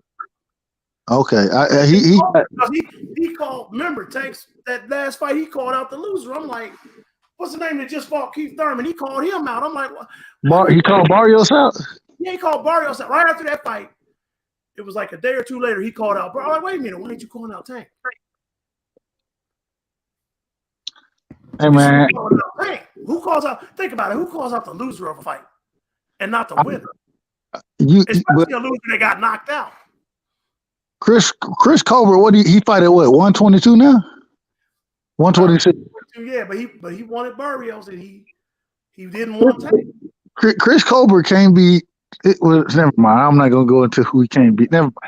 I like Chris Colbert. I love watching him fight, man. I love the speed, the reflexes. I just want to see him fight more brothers, man. Chris Colbert, do you have Chris Colbert or Schoolboy Q? He's a what? I said, who you like, Chris Colbert or Fulton? I like Chris Colbert. I like Chris Colbert in every fight. Don't get it twisted. Like Chris Colbert over Shakur Stevenson? I like Chris Colbert over Shakur Stevenson. Boy. But I gotta wonder about his confidence when you're calling out the loser of fights that just got knocked out. It makes me wonder, how much do you believe in yourself? Because I'm not trying to get the loser. I'm trying to get the winner. Okay. I ain't mad at you. Hey. That's the only thing about it, man. That's weird to me.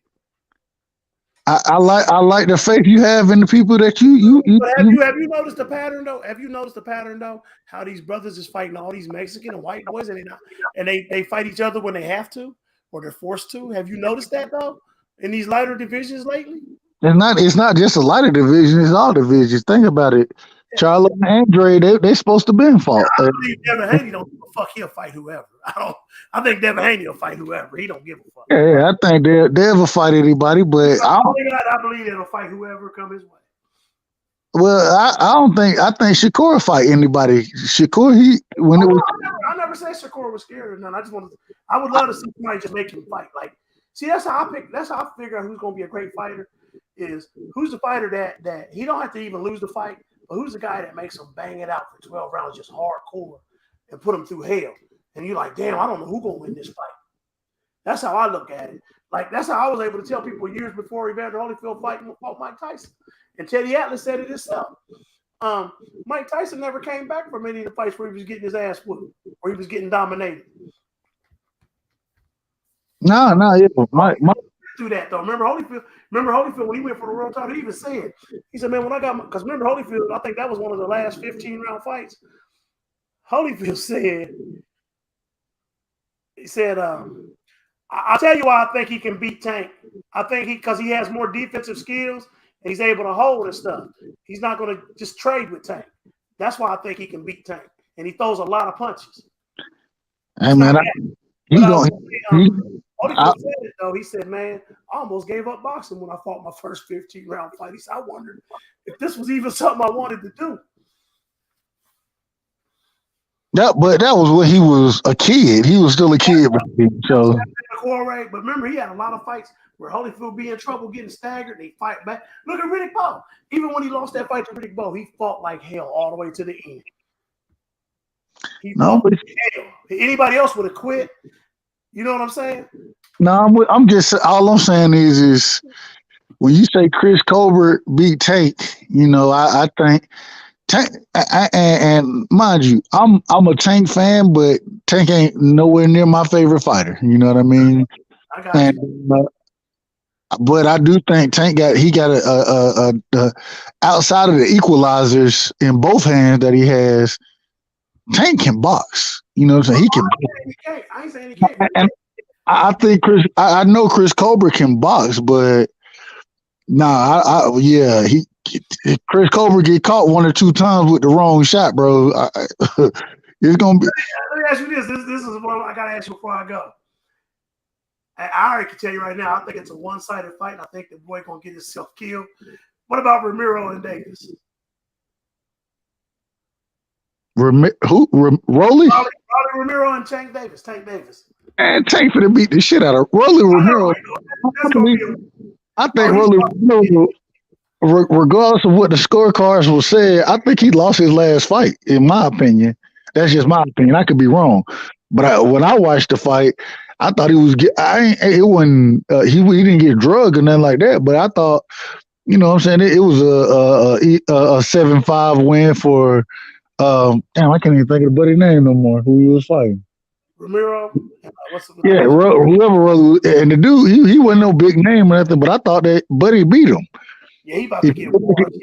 If you go back and watch the fight, I don't even think Rolly thought he won the fight. You can look at his body language after the fight. I didn't think he didn't think he won the fight, but the only fight I'm gonna say I can't decide on is that Ugas Spence fight. I could say that go either way, man. That's just too good. That's two good fighters. I wouldn't even be able to pick one. I think y'all give. I like Earl Spence. I seen what Ugas did against Manny Pacquiao, but I think you got to realize Ugas is he done lost what three times already in his career. A lot of tough fights that he lost in, and I know he does very well against southpaws, but hey, man, he did beat Pacquiao on 2 weeks' notice. Pacquiao, he did that on 2 weeks' notice. How was Pacquiao 41, 42? Yeah, but Pacquiao's so fast, those reflexes and that speed, man. Man, you saw what he did to Keith Thurman? Shit, you saw what he did to Keith Thurman? Yeah, but what he did to Keith Thurman, was like 2 years before he fought Ugas. I know, but I'm just saying, but he was old then. But even then, look what happened to Keith Thurman when he came out and fought Mario Barrios. He was hurt to the body multiple times. Oh yeah, wasn't that crazy? The body shot, boy. No. Everybody was talking about that. They're like, boy, what is you talking about fighting Crawford? What you think gonna happen if Crawford hit you in the body? Yeah, and that's the thing. You see, he blamed the layoff for it though. You know, his excuse was a layoff. But you see what the WBC did today when they flipped the ranking. They flipped the rankings in some type of way. Keith Boots ain't in the rankings no more, but Keith Thurman done messed around and end up in the top 5, top 5 for the rankings. It's some bullshit. It's all. Remember, they talked about how good he did at the gate, though. He did good at the gate. That's what people don't realize neither. A lot of this shit be your pay-per-view numbers and your motherfucking gate numbers, man. Bro, listen. This is my problem. He didn't sell that place out. They said he still did good at the gate. I'm not worried about nothing. I ain't talking about the money. This is what I'm talking about right here. Oh no, I feel you. But I'm saying that's why they put him in the rankings. No, but if Keith Thurman and I'm gonna name a couple fighters, you tell me when you disagree. If Keith Thurman come up against Earl Spence, Ugas, Bud Crawford, Boots Ennis, Virgil Ortiz, Stan Leonis, Butev, Conor Benn, he's in trouble. All of them gonna go to, and everybody gonna go to the body now. Yeah, so I don't know how I don't know.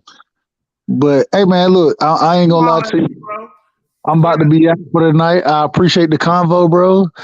Salute to the chat. See me in the chat. I've been watching y'all for a while before I came in. I like how y'all operate, so that's why I came on up. Hey, man, much love, man. Appreciate you stepping on it and chopping it up with me, bro. So salute to the chat, man. Y'all been fantastic as well. And we're gonna do it again. I don't know when we're gonna do it.